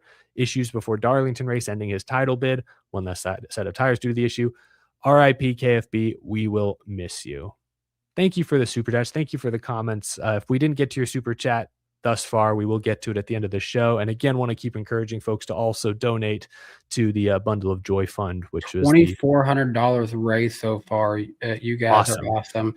Now, the goal I said is more just a good Kyle Busch appropriate number, 18,518. That's all of his numbers right there together. If we hit that, that's awesome. But anything's appreciated. Yeah, because it all is going towards the cause, whether we hit the 100% goal or not. 100% of donations through YouTube go directly to the charity, and YouTube covers all processing fees. Just want to let you all know that, because some notice when you send a super chat, YouTube takes a little cut, but with donations, it's different. They don't take any of that. Yeah, no, good reminder there. But appreciate the support tonight. Appreciate everyone being here. Let's get into the lightning round here on the NASCAR Weekly Podcast. Jarrett, what do you got? A couple things. So, for the upcoming NWP 400 in August, if you want to co-sponsor or at least approach and see what you might want to be featured on, broadcast, help out in any way, contact us at weeklypodcastguest@gmail.com. Also, the NWP channel at NWP Clips. We're going to figure out a date. We're going to figure out one at some point. Do a little special to thank everyone for hitting over 1,000 subscribers. We connect it to each episode when we do the little sharing to each channel. So that's there too. Daytona, not for this year, but for the 24 hours and the Daytona 500 onwards, is putting in a new LED lighting system. And it's supposed to be like the most advanced lighting system a track has in the world. So that'd be pretty cool. Infield camping is already sold out for Talladega in October. So the Boulevard will be a poppin'. Cool. That is for sure. Eric, you'll like this one. Well, you won't like it, but I guess on the Fox side, you might be vindicated. No NASCAR production got a sports Emmy this year. That includes NASCAR and Fox did not get their sound Emmy that they always get. Did we have any predictions on the line for that? No, I think this was just Eric's vendetta. Yeah, I'm tired of fluke winners. They got to earn that. They got to earn that prize next year. We kid because we care. And then Eric, there's something coming up in Nashville, I believe this Friday, weather permitting, with Victory Junction Gang Camp. Yeah, the Victory Junction is hosting Gears and Guitars Friday, May 29th, downtown Nashville, right there on Broadway. There'll be a classic NASCAR car show set up, I think, out front of Tootsie's from, I want to say, 11 to 3, with Ricky Stenhouse stopping by around 1. And then that night, if you head over to Hank Williams Jr.'s bar from 6 to 9, there will be live music performers. I believe there will be a silent auction, or I don't know if it's silent, an auction of some sort with a lot of petty memorabilia. So if you're a race fan, if you're in the area for Nashville, you want to go out Friday night, hit the town, be sure to stop by. They're raising awareness, and I'm sure raising money as well for Victory Junction, which we all know is a great cause and very near and dear to the NASCAR community. So if you're in Nashville this weekend, go hang out Friday. No reason not to. Well, weather permitting. I don't know what the weather looks like. That's not, you never know. Iffy, but we'll see. It changes on like a blink in Tennessee at times. But we'll find out then next week, June 3rd, we'll be live on this, or my channel, I should say, not this channel, my channel, for NWP, talking all about Nashville. We'll find out what the weather is by then, and heading on into Michigan. You know, it's funny. I brought up Chris Myers a little bit with that joke. I should have just started calling the Indy 500 the Daytona 500, and I would have got the point home a little bit. He did it again. But that's a lightning round. Oh, wait, guys. Lightning hold lifted. The lightning has been moving away. We have been cleared by our local meteorologist to waive the 30-minute delay. What the hell was that? Like, I'm cool with it. I like getting more racing. Because the storm was very clearly moving away from the track. Yeah, I mean, I like it. It's just I've never heard of that before, and it sounded like that's a rule for like all sports have to do that. Well, it sounds like that was that was like the lone thing that threw the Prime booth off the entire night. Gentlemen, let's get into the headlines. We don't have many of them. We really just have some reckless speculation. We need a reckless speculation headline, or like a graphic. All I have is this, which is kind of reckless. We honestly should do that. I still don't know what that's from. That is not AI generated. That is a real image from somewhere. I don't know where Jarrett found that. Let's talk a little silly season in charters and such. In the last week, a lot of this comes from Jordan Bianchi, of course, The Athletic. He had that great piece about 2 weeks ago on kind of what's going on, what's the state of silly season so far. Mentioned in the last week that a charter might be for sale, and maybe suggested it could be the Haas Factory Team charter. He also mentioned, I thought this was interesting, that Chris Buescher has drawn interest beyond just RFK Racing. We know RFK wants to retain their current driver lineup, but their charter situation is iffy. They're maybe tied to whatever Haas decides to do. I thought this was interesting. He mentioned Josh Berry, said he was 50-50 on if Berry could return to the Wood Brothers, and was a little more optimistic about Noah Gragson returning to front row. But I'm kind of just spitting stuff out here. I'm throwing up all over the place, as I would say. Anything stand out to you? Anyone you want to talk about, Jarrett? I'll start with you. Is there any where do we want to circle back to? What do we want to hone in on? For me, the interesting one is the I would just say the team RFK. So the big talk has been charter or not, we're running 3 teams. We're going to keep our driver lineup, all of that. Well, now we've heard reckless speculation on teams being interested in Buescher, who I would argue is their franchise driver. And we now have actual credible reporting of a possible charter sale, which we hadn't heard to this point. We'd all assumed it would have been maybe Hayek or Rick Ware, maybe. And now we actually have a name that we've talked about to it. So I think that might be the linchpin for a lot of silly season moves. Because if Buescher moves, well, then maybe somebody like a Jesse Love could get lured over to RFK or an Alex Bowman, or, you name whoever it might be that's part of that. But if he doesn't, and then they end up getting a charter, then it kind of shallows the river a little bit of possibilities. So that's the interesting part to me on this whole deal. I find it interesting, and I'd have to. I saw the headline that Buscher's drawn interest maybe from other teams, another Ford team, maybe. I thought I saw somewhere that maybe another Toyota team that's not 2311, and I guess not JGR. So it would probably have to be Legacy might be interested in him. Which, I mean, if you're Chris Buescher, I'd probably stick with RFK at this point. But Legacy's got, but also like Legacy's all over the place right now because it sounded like okay, Riley Herbst is likely to land there. And then you keep hearing rumors about Jesse Love. What's he going to do? And then, they put out a press release that suggests John Hunter's staying with the team. And now there's rumblings. What Chris Buescher? And I mean, not to be morbid, but even Jimmy Johnson said he called Kyle Busch a couple weeks ago. And it sounded like that was putting out feelers to see what's Kyle's situation. Maybe they would have been like, so there's, I don't know what Legacy is doing. We don't know what RCR is going to end up doing long-term either. That's another, ride now that's like you said, not be morbid, but it's something we got to seriously talk about. But but focusing on like the Legacy and Roush tie-in, because I feel like that's, like Jarrett said, linchpin. Like that could be the real start of something of a domino effect that nobody foresaw coming. The Legacy just, I know that there's different stuff behind the scenes when it comes to technology that's given or not given through the Toyota pipeline and different things like that, but whether it's hiring the fifth head of random department that covers the same thing the last department did, or, the different performance issues, or, well, we'll get this sponsor, but then the sponsor might not be here for very long, or the drivers might not be here. Well, now they are here, and all these conflicting reports. It might not be this way, but it feels like this team is just like a chicken with its head cut off, and they're just like, they're hitting the wall every now and then, and you hear something completely different every thud that you get. And I want to see some actual direction from this team, because I think we all had high hopes when this team really formed up, when Jimmy Johnson got them all together.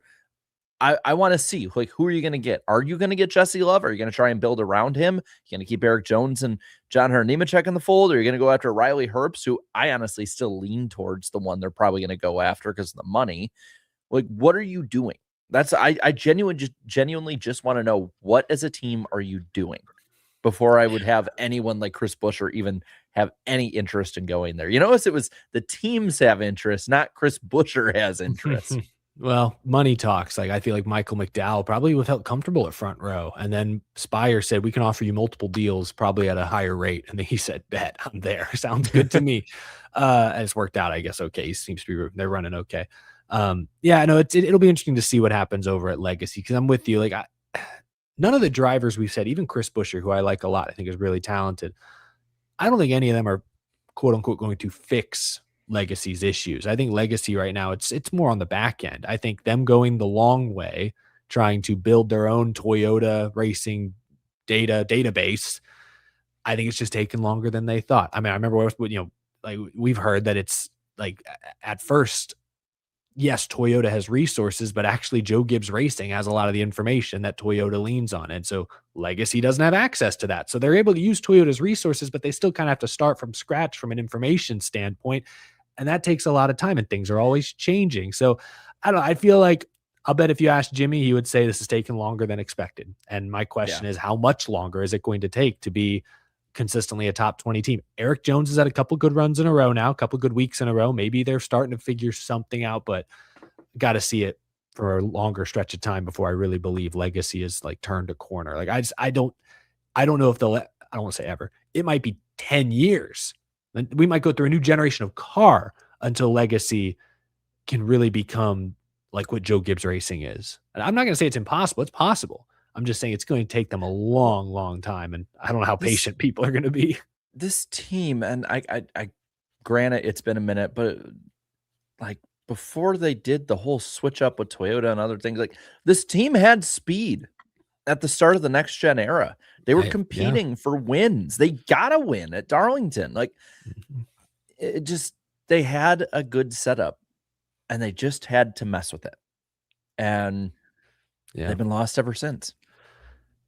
And we'll see, because if they do get more competitive, I do think playing the long game is the way to go. It's like renting versus owning. 2311 has a really nice house right now, but they're renting it. They're not, they don't have any equity in their house. If Joe Gibbs Racing one of these years just decided we don't want to align ourselves with you anymore, 2311 screwed. Like, what are they going to do? They're going to run 25th. I mean, Barney Visser at Furniture Row basically said, hey, when JGR jacked up the rates, we shut down really because I didn't want to run 25th every week. And that's what was probably going to happen. Like, so if it does work out for Legacy, owning all their own stuff, building it up themselves will probably pay off in the long run. It is just taking longer than expected. Josh Berry, I'll touch on him. We have talked about him. I don't want to beat a dead horse. I haven't been super impressed with Josh Berry, but also name me the Wood Brothers driver in the last 5 years that's done anything of note. I mean, Matt DiBenedetto had a good year back in the old Gen 6 car, I think but Paul Menard was most consistent, honestly. Honestly, maybe, but that was 7 years ago now. Like, it's been a long time since anyone at the Wood Brothers has consistently had speed. So I'm not sure if that's a Barry issue or if that's the team just not Could be Ford. quite having it. Yeah, it could just be Ford. What about Noah Gregson? Because I feel like Noah's a driver who he's popular, but he's done nothing in his Cup Series career. Like, and some of it's just been his equipment. He has not been with a good upstart team in his Cup career to this point. I was thinking about him. I was looking at some of my diecast upstairs, and I seen the 9 Bass Pro Shops car, and it's like, was that the peak for Gregson? Like, what happened to him after this, basically? I mean, he had, it seemed like a little bit of momentum. Remember we were talking, he had like a little bit of momentum at the end of SHR. Yeah, he actually had an okay year that season. Yeah, and given the state of the team and the equipment, I mean, none of us were expecting him to be carrying it like Kevin Harvick. But I don't know how you bring him back when there's obviously going to be better options out there. I was saying if Spire still decides to go in an opposite direction of McDowell, I kind of think McDowell going back to front row to place of comfort still. You're racing with a lot of the same people. Like, that might be an option to oust the Gregson and the 4 team at this point. I get that it's 60-40, but it's with the caveat he needs to pick up performance. He ain't gonna probably pick up performance, I don't think. I mean, I just don't think he's going to. I'm still surprised that they've been this bad, because he was pretty good that year with Stuart Haas. While Stuart Haas was shutting down, like, we're like, hey, he was actually okay. He and Drew Blickensderfer, like, as a package deal, almost came to front row. I don't know how many other guys on that team are the same. I don't know how many people came over with him from the 10, but at least his crew chief did. And so you would expect some continuity to make a difference, but no, they've just been like, it's not even like they're just kind of running bad like front row cars run. He's like the worst of the front row cars most weeks. Like, that's the part that's really surprising to me. And like, we all think Zane Smith is great. He's a truck champion. We've been singing his praises for years. So losing to Zane's not the most shameful thing in the world, but he's not even most weeks as competitive as Todd Gilliland, or he's not as consistent as Todd Gilliland. And that is surprising. Yeah. I mean, Zane Smith's 21st in the points, and he has 4 top 10s on the year. Todd Gilliland has a top 10, ran really well at Bristol, 25th in the points. Noah, I mean, he has a top 10, but he's 29th, 30th in points. I mean, it's just, and Todd Gilliland has run higher in the points too. I mean, a lot of the times these front row guys are in that 25th to 20th range. Gregson's in the 30s. And we were just talking how we're kind of out on Josh Berry. Granted, better equipment probably, but Gregson is 1 spot ahead of Josh Berry. He's behind John Hunter Nemechek, Riley Herbst, Ricky Stenhouse. Like, it just, the numbers just don't pan out for him to performance-wise stay there unless he brings sponsorship. And the thing is, I don't know where he go. I don't even know if he stays in Cup if he's not with this team, you know? Yeah. And that goes back to as well, then, does he bring sponsorship anywhere? If he goes down to O'Reilly, if the charter possibly being sold, does Custer go back down to O'Reilly? Custer has an easier route because of the team, but like, does Bass Pro Shops back him up at a JRM or a separate team? Can he even go to JRM? Because we see that they have problems keeping their drivers full time in their cars right now, you know? just money. I don't know. I did look up, someone pointed out that, yeah, Blickensderfer is not even on Gregson's car this year. I forgot he had a crew chief change this year. Grant Hutchins is now on the box for Noah, so he's now on his second crew chief at front row. We'll see. Well, usually when they make a change like that, that's because they know performance isn't where it's expected to be, and that also could be like, all right, this is your last chance. If this doesn't work, we might go a different direction. So will be interesting to follow along. Real quick, also, I was listening to DBC last week, and Tommy Baldwin mentioned something weird about qualifying coming, like something cool happening to qualifying next year. Any idea what that could mean? Well, yeah, remember he's also Tommy NASCAR, so it might not be cool for us. Oh, yeah. Yeah, it could just be I kid. We kid because we care. Yes, we kid because we care. Yeah. I fail to see what will be cool about qualifying for a lot of fans, unless it's like brought back on TV or something. I don't know. Like, what are they gonna make the pit crew challenge for the All-Star race just qualifying? Sprint races like an F1 coming next year. Yeah, because they've been such a hit in Formula One. Everyone's talking about them. They're all the rage. For a second, I thought you were talking about sprint races. Like they're just going to do a 40-yard dash, and whoever's most physically fit gets to start first. Drivers to your cars. They bring the heat races back that they used to run in the O'Reilly series in like 2016. Oh God, that was the first race I ever took Claudia to. It was the very first one I ever did that. That was she's like, so how does this work? I'm like, I really don't know. Yeah, I don't think anyone really, a lot of people knew at that time. We're all kind of just like, okay, so I don't know. I mean, I would honestly think it'd be cool just to have one qualifying run at every track. We don't need to split top 10 stuff or any of that. Let's just keep it simple. Keep it simple, stupid. Keep it simple. I think the way it is now is the way it should be. I think if you're NASCAR, it's like, how do you make qualifying feel more important? Because it's such a big deal in other motorsports, and yet NASCAR, it is kind of just, I'll just check it in the app afterwards. I'm not saying we don't need to gimmick it up, but it's also, how can you stress the importance of qualifying, especially at some of these tracks where it is important? Okay, maybe it's not just qualifying. Maybe it's pole winners qualify for the Clash now, since it's going back to Daytona, and we're going back to our roots. Okay, we can make qualifying matter a bit more. We don't have to gimmick up getting all 36 drivers into the Clash or anything like that. Maybe that's it. I don't know. I hope it's something good. I'll say that. Why not? I just hope the Clash's starting lineup is a turn by them picking random beer bottles again. Well, and if it's cookout too, they could get like cookout boxes and open it up, and they have it with their chicken. Yeah, there we go. We hit our chicken quota. One person just like, I just have a bacon wrap. There's no number in here. You'll be I'm the real winner. Last on the field, but you get the food. Damn. Yeah, there's a lot of just kind of rumors at this point. I feel like, again, there's like 5 different drivers linked up. We didn't even mention Legacy. Parker Retzloff is racing a truck this weekend in association with Legacy Motor Club. So yeah, what's that tie-in? So there's a lot of that one come out of nowhere. I've been saying for a while that Parker is deserving of a better opportunity. I don't think I saw him going in the Legacy pipeline. That one wasn't on my radar.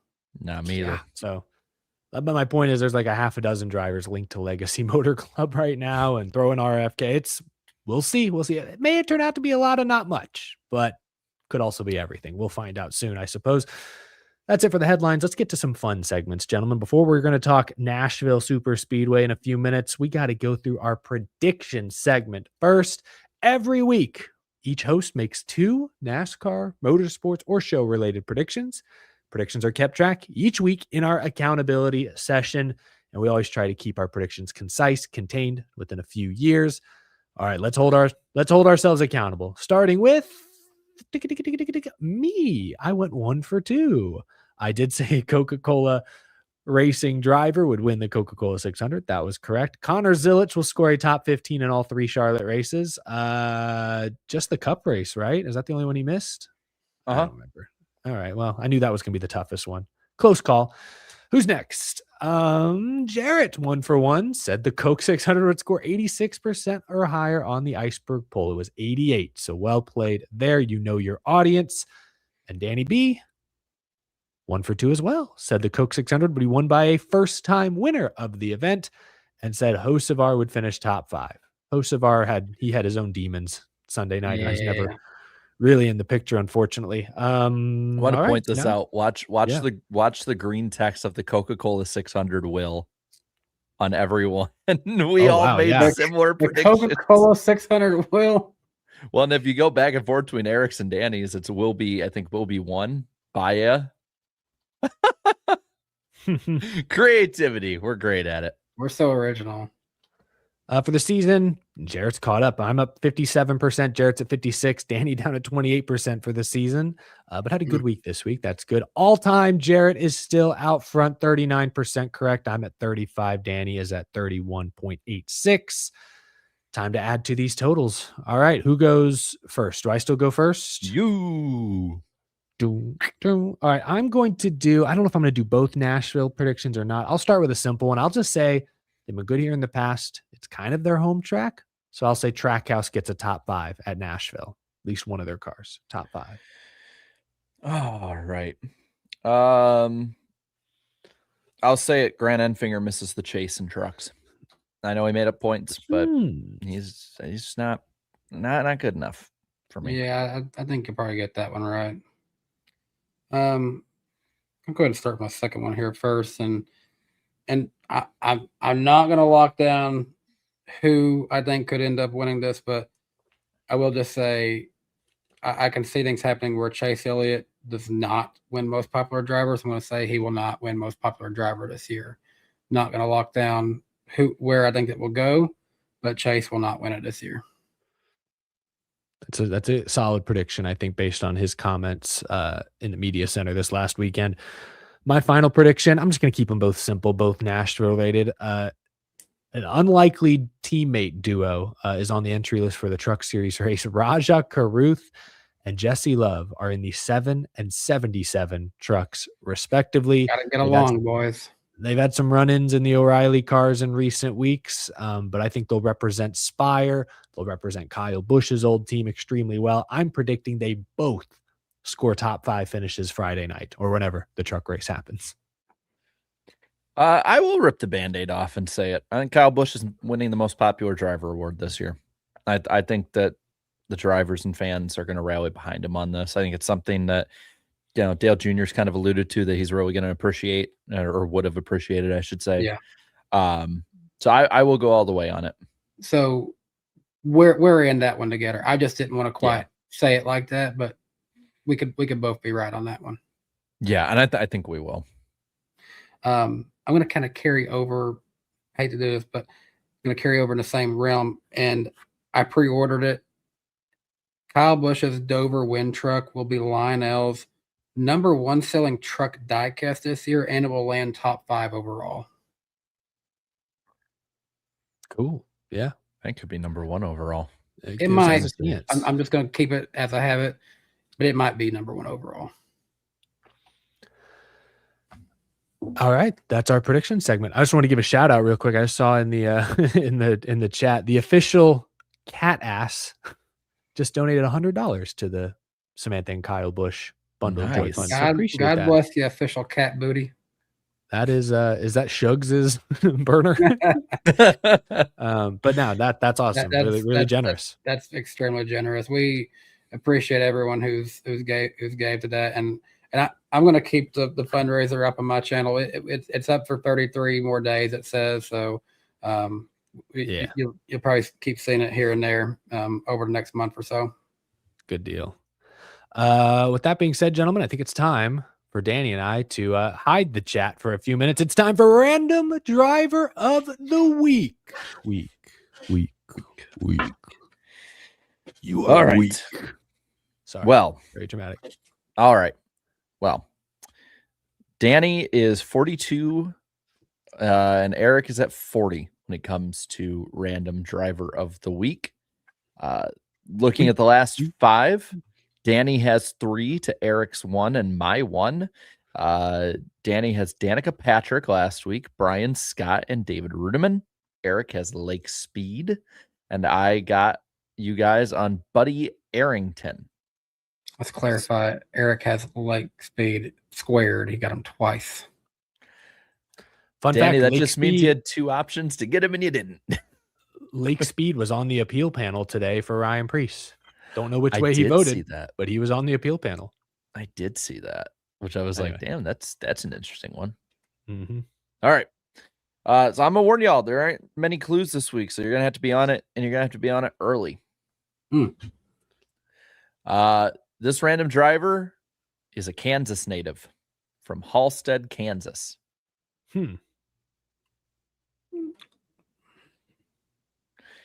We also, none of us have tweeted about this random driver as well. So it's not Clint then, because I'm sure we've all said something about him at some point. Oh yeah. Immediately the chat just says Clint Boyer. It's not a good sign when neither of us have tweeted about them. I love you can see the delayed reaction. And then Blue Jimmy, Clint is from Emporia, Kansas. I really can't remember what city he's from. I just know Kansas. This random driver also grew up as a farmer. Makes sense for Kansas. A lot of farming out there. Oh yeah, the chat's pretty much, I think, already getting it. Where'd you say this guy's from? Homestead? Halstead. Halstead, Kansas. Is that like a suburb of Kansas City somewhere? Like where? Probably not, since it's a farming place. Well, yeah. This random driver started racing at the age of 16. Kind of a late start. Or early, considering what era it was. True. Good point. This random driver's nickname was Alfalfa due to crashing through a fence early in his career into an alfalfa field. Okay. It's an interesting story. Not because of his hair or anything? No. This random driver's racing career was put on hold by a nationwide racing ban. Oh, so this is an oldie. This is one of the olds. Can you tell us what years the racing ban was? Oh, it was, I actually don't remember exactly what year it was. This random driver won a track championship in Wichita the year before entering NASCAR. So, did well in local. This random driver actually found out about NASCAR through a local newspaper comic strip. Okay. I'm going to waste one because I can't remember exactly if it's Kansas or Missouri this person's from, but is it Ken Schrader? I'll just waste one. Okay. Nope. That was a reasonable guess, actually. The name crossed my mind as well. Would you like this random driver's numbers in NASCAR? Yes, please. 34. What? Would you like the OEM? Sure. Lincoln.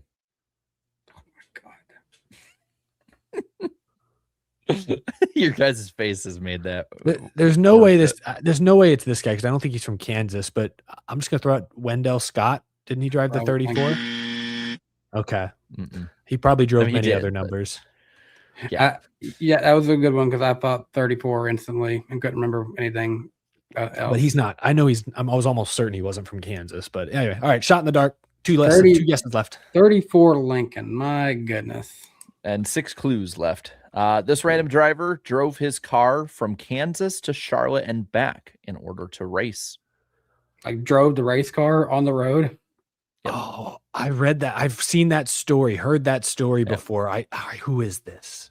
You're gonna get this one. I don't know. I don't think but I've heard that story. Like was it David Pearson?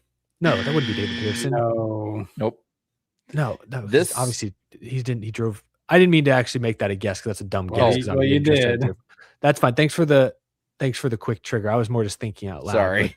That's okay. I definitely wasn't David Pearson, but I was trying to think of a Pearson story. Okay, go on. No, I don't have it. This random driver's racing career in NASCAR were only in the first and third NASCAR races ever.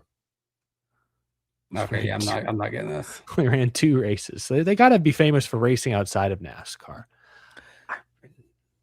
This random driver's racing career ended due to a crash in a sprint car where he broke a vertebra in 1955.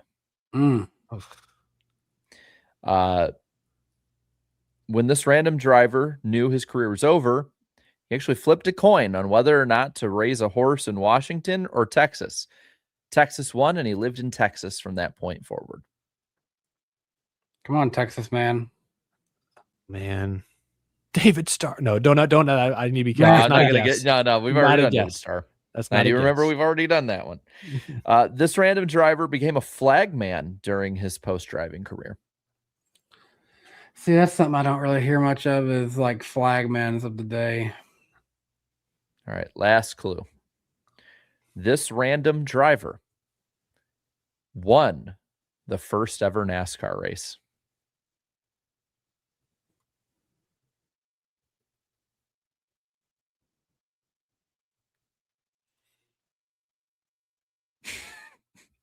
Facts. Sorry, I had to. Oh, I always get the first race and the first champion mixed up. But they only ran 2 NASCAR races ever? Yeah. Oh, what's his name?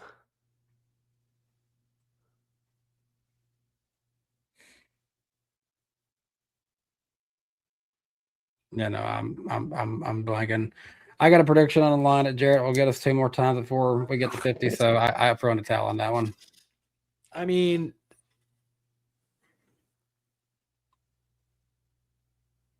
I don't think I know it either. Because I know who won the first championship, and that obviously wasn't like I'm throwing a towel, so I'm looking at the chat. Made 2 starts, so I don't, or made more than 2 starts, so I don't know. I'm gonna say I don't know. I don't know who won the first NASCAR race. Jim Roper. Oh, okay. That is a name I know. I was never gonna get that one. So I got you. Good job. Yeah. I just need Jared to do that one more time. I get a prediction right. So by the way, I decided on all these drivers before the season too. So like I didn't like space them out necessarily to stump people. I have a specific way I choose drivers for random driver. So chat is pointing out that Jim Roper is actually related to Corey Roper.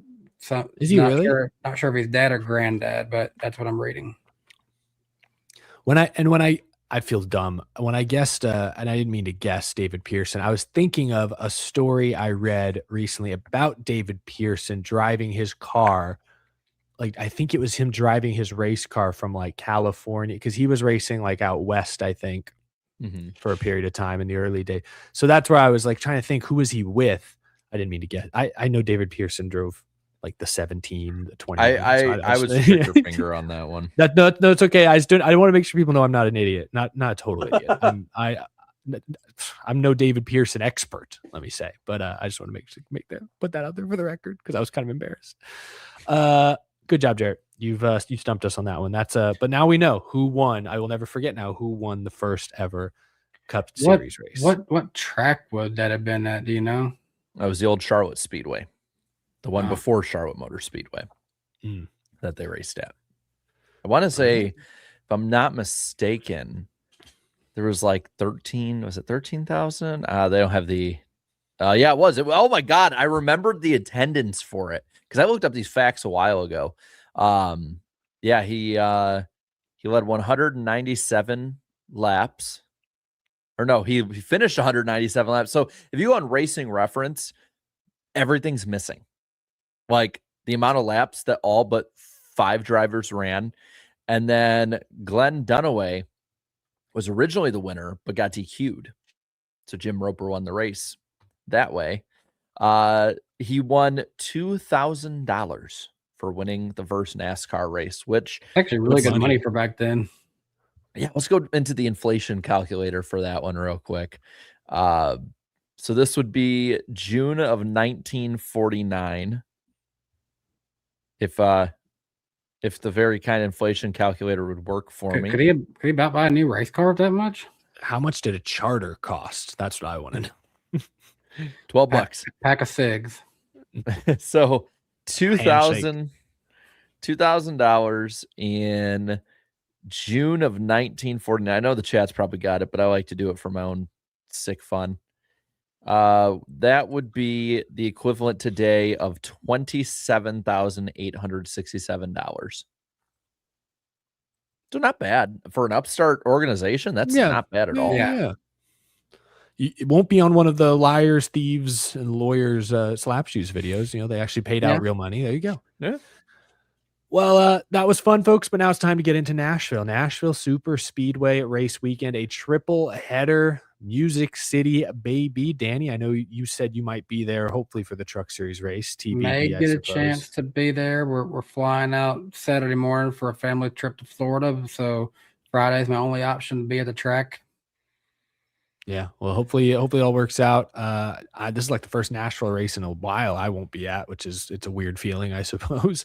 But let's get into the details. Some notes here before we make our picks. Austin Hill back in the RCR 33 for this week. Once again, Chad Fincham is in the 66, Corey Heim in the 67. On the O'Reilly side, Jordan Anderson has Raja Caruth in the 32. Cletus McFarland is back in the 33. Kyle Larson is driving the 88 car for JRM. Brandon that was Jones originally supposed to be Alex Bowman, but I think he's trying to be with his dog at this time. I think that's a big reason they'd make that change up last second.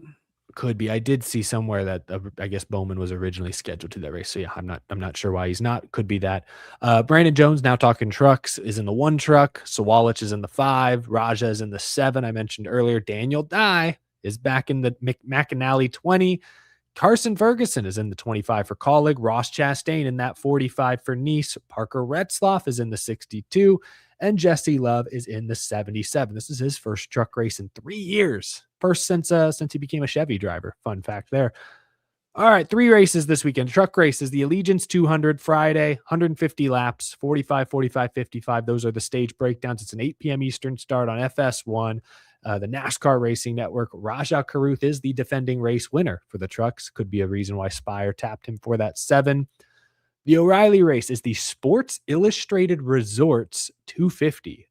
I mean, I guess this shows NASCAR sponsorship still has value, because I did not know Sports Illustrated had a resort or a collection of resorts. Anyway, what do you even do there? Just look at magazines all day, I guess. I don't know. Just sit by the pool and read the latest Sports Illustrated. Do we get to go to like the bikini shoot for like that one? Or yeah, no, that's true. They just sell the swimsuit edition at the resort because you're at the pool anyways, or the beach. Just saying, Hillary. Don't have to go. That's the couples wing of the resort. So what part of the resort's Danny on or Cindy on? It's the Sports Illustrated Resorts 250, 188 laps. Feels like a Talladega race. Maybe they are a super speedway. 45, 45, and 98. Those are the stage lengths. It's a 7:30 p.m. Eastern time start on Saturday. So a Saturday night race under the lights. CW, PRN, Justin Allgaier is the defending race winner. And the Cup race, the Cracker Barrel 400, 300 laps. 90, 95, 115. That's the stage breakdown. Also a night race Sunday night at 7 p.m. Eastern on Amazon Prime Video. Also PRN, Sirius XM. Ryan Blaney is the defending winner. Penske's gone back to back, if I'm not mistaken, the last 2 years. Let's take a look at the weather. Danny, do you have the latest report from our good friend? We do. Let me pull it up here from meteorologist Jeff Vorick, aka Vorcast. That's what he's called his little forecast he sends us. Nash Vegas forecast, as he says, fairly short and sweet here, as we are in a summer storm pattern of extra steps, as he says. Friday is the day of the highest rain chances as a storm system pulls into Middle Tennessee. Afternoon through truck time will be dicey with showers and storms in the area. The best hope is if the storms move through quickly. In the day, it's only slightly delayed. Saturday does bring another round of the same with a better opportunity for storm chances. Winding down quicker for the evening. Sunday brings storms again, but these will be the more typical scattered thunderstorms to contend with. Either way, pack rain gear this weekend and do take care, as always, with lightning in the area. Sweet deal. Sweet deal. Of course, it's going to be the worst on the one day I can go to the track, right? Yeah, well, it is what it is. Hey, things are looking up for you here, though, Danny. Hey, Jared's back on top. mate Woo! blanket. That's what we're all under right now. Jared's on top to pick points. Danny and I are tied for second, though Danny has the tiebreaker via more wins. We're both 1 point out. And then the chat's right there, too. You guys are only 6 points behind. But, chat, that does mean you guys get the first pick for all 3 races this weekend, Nashville Super Speedway style. Let's just rock and roll right into it. The Truck Series, chat, you get first pick. Who is going to win the Truck Series race? The Allegiance 200. Who do you pledge your allegiance to, chat? That's the real question. Who are you ride or dying with here in Nashville, at Nashville? Because it's not really in Nashville. It's at the track known as Nashville. Kind of like Chicagoland and Joliet. Yeah. But we can't call it the Lebanon Super Speedway. It just don't sound as good. No. I think I might have to pull this. It looks like it's the Spire guys that have everyone split. What do you guys think? Should I do any more than that or just the Spire guys? Yeah, just do the Spire guys. So it's Love and I'm going to put their names because otherwise people may not know who they're even voting for. Love or Caruth. Starting the poll, you guys have about 10 seconds, maybe less by the time you're actually hearing my voice. So click, clack, make your pick. Meanwhile, you always do your polls by name and not number. I find it easier to look at the number first, but you make them think a little bit before they. Well, this one I actually did it just because I don't like these are unusual numbers for these drivers, so I wanted to make sure they actually knew who they were voting for, and they are going with Raja Caruth to go back to back in the truck race at Nashville. I have the second pick. I'm going to go with call him the hot hand. I will go with Lane Riggs. All right. Well, that was my first and third pick off the board. So I'll go with my number 2, Caden Honeycutt. Wow. This is the first time ever I have picked fourth and none of my 4 are off the board. Ross Chastain. Okay. Yeah, I mean, Ross getting in that Nice truck anymore. Just don't do it for me. But go ahead and prove me wrong. That's a good number 4 pick, but was he your number 1? Yeah. That's surprising. I like Ross at Nashville in general, and it's a better truck in comparison to the field than Trackhouse cars are, and he's still done pretty well. He's been faster. He did just win Charlotte and O'Reilly, so hey, momentum. Chat, O'Reilly picks, start getting them in because y'all are leading us off here. Who is going to win the O'Reilly Series race on Saturday? Chat, let us hear it. Who do you got? This one seems pretty unanimous so far. Yeah, I guess I should have assumed Kyle Larson would get the call. All right. Larson it is. Yeah. I'll take Justin Allgaier. Yeah, I kind of thought y'all would go that direction. My number 3 pick I'll end up going with Taylor Gray. I like that pick. I'm going to go with somebody who's either going to be up front, probably in the top 3, or is going to win. Either way, it's going to be fun to watch. Sam Mayer. He's usually pretty good here. He's pretty good everywhere, and then something usually goes wrong, unfortunately, for our buddy Sam. I'm pulling for him. Hope he has a good run. He's on that chase bubble. All right. Cup Series suck picks. Chat, I guess y'all can start off, but we're not doing this one for points. So I guess we can all just sort of name names, point fingers, all that good stuff. I'm going to go Brad Keselowski this week. I don't know why. I'm just not feeling bad. But can I change that? No, I'm not going to change that. I'll stick with Brad. Sorry. No, you can go whatever you want. No. I don't want to change. I'm put multiple people on blast. I think me and Chat are kind of on the same one here. They keep going back with the 4 between 1 and 48, but I'm going with 48. This track's just never been good for Bowman, unfortunately. That's a very good pick. He has struggled here for whatever, even when it was the Ally 400. Yeah, it's just never been his track. I'll go Austin Cindric. It's never been his track either. All right, dark horse picks. So I actually like Ross Chastain as a good dark horse here. He's 1 year before. He's been hit and miss lately, but he was top 10 at Texas. Felt like Trackhouse had good cars. Like Zillage was good at Dover. SVG was good at Charlotte. Like they're bringing at least one fast car every week. I think this week it's Ross. So I'd say Ross is a good dark horse. Zane Smith seems to be the one I'm seeing most from the chat, so I think that's who they're saying for their dark horse. My dark horse is someone who made this track his playground 2 years in a row in the trucks, and that's Ryan Preece. Ooh, good choice. Good choice. That's a good choice. I'm on the same boat though when it comes to Chastain. I mean, I don't think he's going to be going for the win necessarily, but I do think he can be this can be his first viable top 10 that's not a super speedway, or top 15 even that's not a super speedway this year. So this should be circled for him. Yeah, you saw the same stat I did. Ross does not have a top 15 this year on a non-super speedway. I know it's only, that's what, 10 races, but 10 races, his best finish is 16th, which is not great. All right, time for the win pick. Who is going to win the Cracker Barrel 400? Chat, start getting your picks in. I know there's like a 5-second delay, so I'll give you all a few moments to Side note, we're all winners because we don't have the new Cracker Barrel logo for this race going into this weekend. I thought they walked that back though, and they're not even going to have that logo anymore. No, that's what I'm saying. I'm saying we're all winners because we don't have that. Our bullying worked.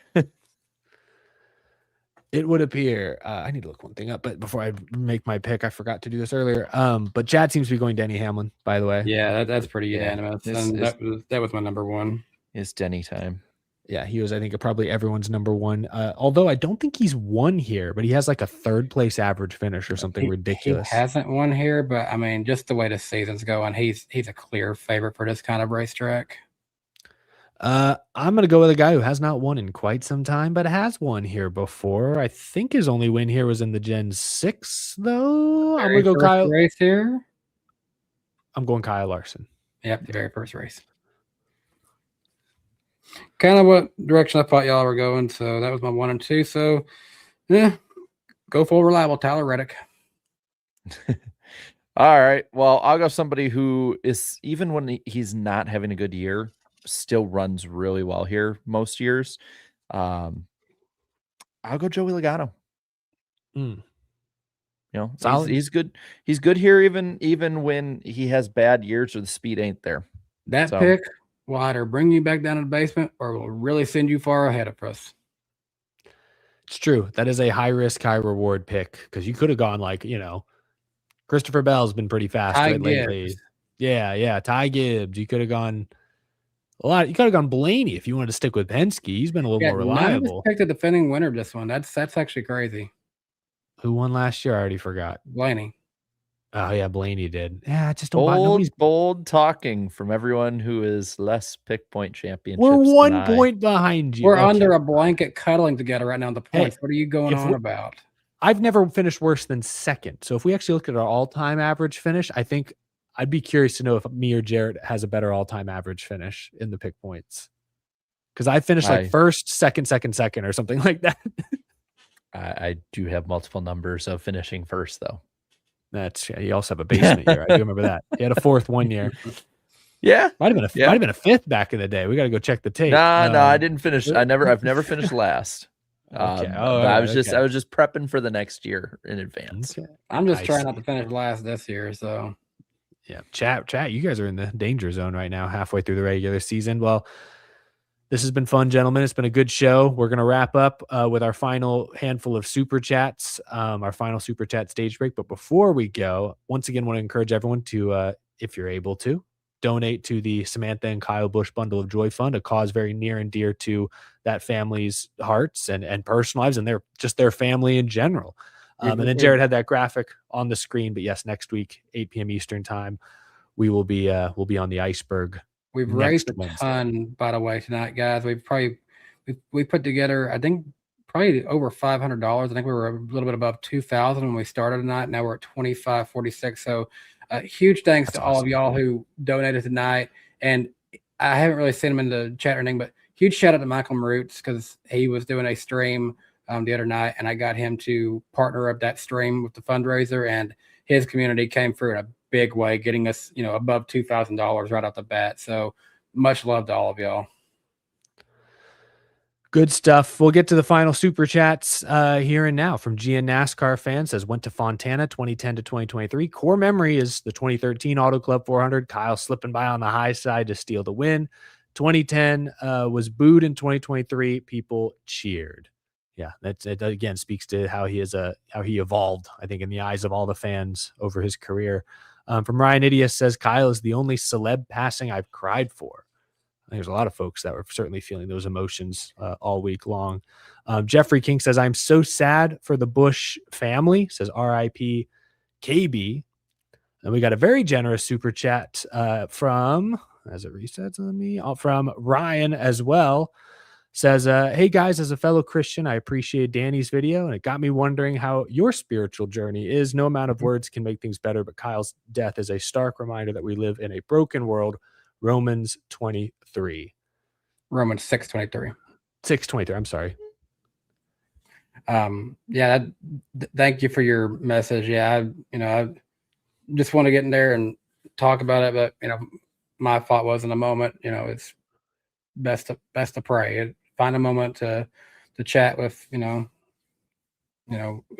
with who you call God. In my case, I'm a Christian, believe in Jesus Christ, and I work for a Christian company. So that's where I'm at with my life. Yeah, no, like I said earlier, just sending prayers to the Busch family and to certainly everyone, because I think everyone has been rocked by this. Jeffrey King sent in a couple more super chats here. Said, getting back to the racing here, should they have run it to the end in the trucks? Probably.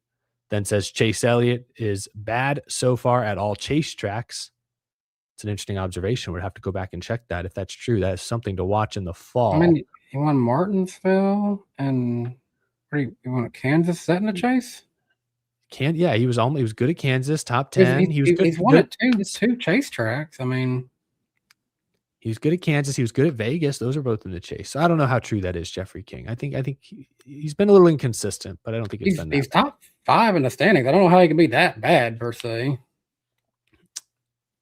Calypso says, rest in peace, Kyle. # rowdy forever. Race in peace. That's I started saying that during I like that. the post races. If we're gonna say RIP to a driver, race in peace, because I like it. The race has got to be good. Well played. Nice. Shadow King, thank you for the 5. Calypso also added on a completely different note. How can you hate Fox's perfect coverage? We got energy, we got swearing, and we got creative nicknames like what were the Jackster Fett nicknames that I don't feel comfortable repeating on this show. You see him on screen. That's good enough. Ross Crash Dane says, sorry if it's too soon to ask. And it probably is, but I understand asking the question. How does Kyle's passing affect silly season with all the rumors with Spire and Hendrick? I think it's too early to figure all that out. I understand people curious. Don't fault you for asking or being interested in that topic, but I feel like that's probably a topic for further down the line. It definitely adds to it. It's not the most important conversation. Yeah, it certainly adds to it. I don't think it impacts Hendrick really. But we'll talk about that at a later time, I think. Indy Carson says, hey, NWP, Charlotte truck's worst decision ever to collide with the Indy 500. O'Reilly, come on, NASCAR, you got to do better than that. Having 3 races called by rain. NASCAR's done everything they can to fight the weather in the last few years, rain tires, all that stuff. This weekend they lost, unfortunately. Hunter Nixon Fishing says, I was at the race this weekend. Definitely the most emotional race I've been to. We love and miss you, KFB. Napa Racing Fan says, Mother Nature was rowdy at Charlotte last weekend. That is true. And then we got a couple more here from Indy Carson. Coke 600, too many crashes and weather. Thanks, NASCAR and fans, for standing together with the Busch family. Absolutely. Indy 500, best race of the weekend. Since I was there, seeing closest finish ever. You need to go. I think that was a good race in general. What I saw of it was probably the best race of the weekend. Best finish for sure. The only finish, really. And then Indy Carson says, favorite Kyle Busch moment in person, 2015 Miami. I was there for Gordon's final start, 24 to 36 hours due to snow in Chicago day before, and getting to Miami before race started thanks to rain delay start. Wow. So you're like up against it. But that's cool. You got to see your favorite driver and you got to see Kyle Busch win his first championship. Jeffrey King says Jim Roper documentary coming soon, 5 minutes long. Yeah, I got a little more story than that. Yeah. Me and Jared can crank that out in about an hour. Yeah. Sounds like Jared already did all the work. He's got all the fun facts.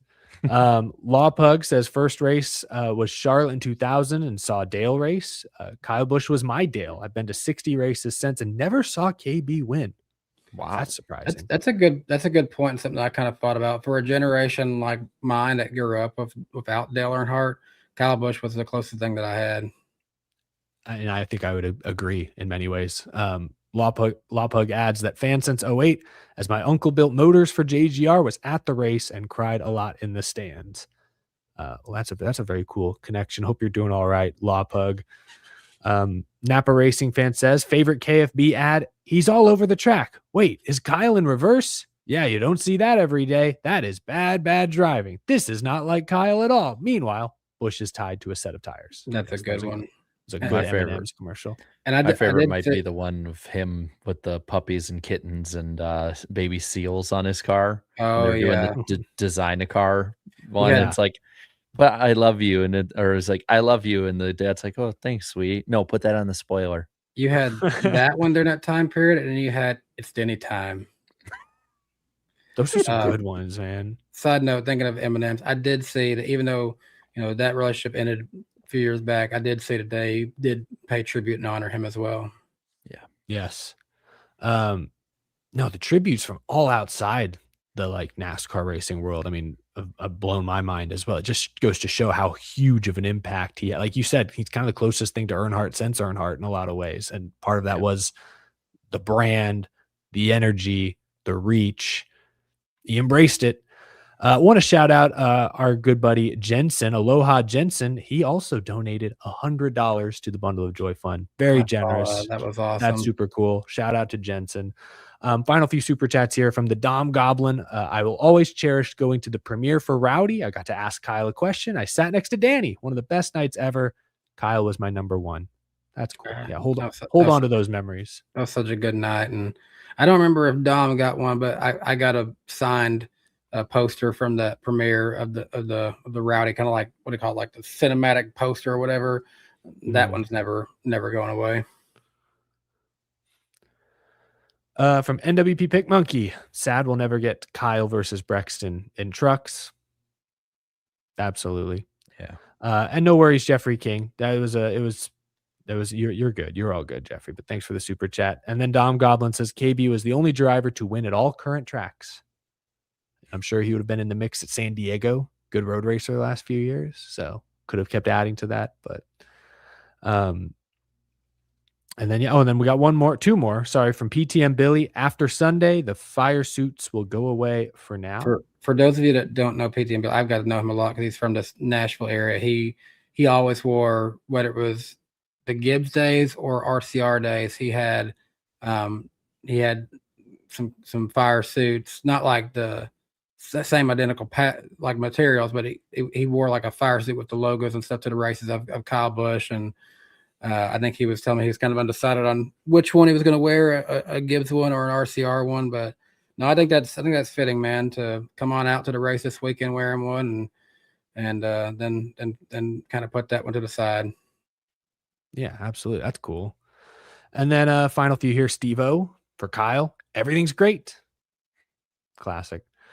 Dom Goblin says they gave those out. Dang, I didn't get one. So I did not get. Unfortunately, didn't get a poster. But you got the great memories though. So hold on to those. Hold on to those tightly. Agree with them, Martin Fan for Life chat. Rock the donations. 100% right. Super cool to see all the money raised for Kyle and Samantha's charity. And then lastly, from Napa Racing Fan, I want to fly like an eagle. Beautiful. Good stuff. Well, thank you everyone for being here tonight. I think this was a great show. I think it was a really fun show. We talked a lot of racing. We remembered so many great and unique Kyle Busch memories. And hopefully this helped everyone who is still processing, because I think we all are. Hopefully this helped with the healing and grieving process to some degree. We appreciate you all sticking with us and watching every week, watching tonight, listening if you're listening right now. We'll be back next week, Wednesday night, June 3rd, 8 p.m. Eastern on the Iceberg. You can subscribe to both of these gentlemen. Their links to their channels are down in the video description below. We'll catch you then. Have a wonderful weekend, folks. Stay safe, and we'll talk to you again super soon. Drivers, start your engine! Be plenty of carnage, so full head on them, wound up. Yeehaw, boys. Holy. It's a junkyard. You spend too much time hitting people. Chill, second. No gas, gotta hang top here. Don't overdrive. Just let me do my job. 10 times. I don't care if I wreck the whole field. I'm over him. He's just a moron.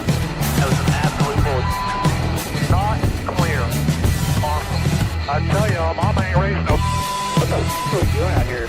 People are saying, just racing like idiots. I don't care. Just let me drive. What is he doing? This is embarrassing. What a clown show. Did you ever think you would see that?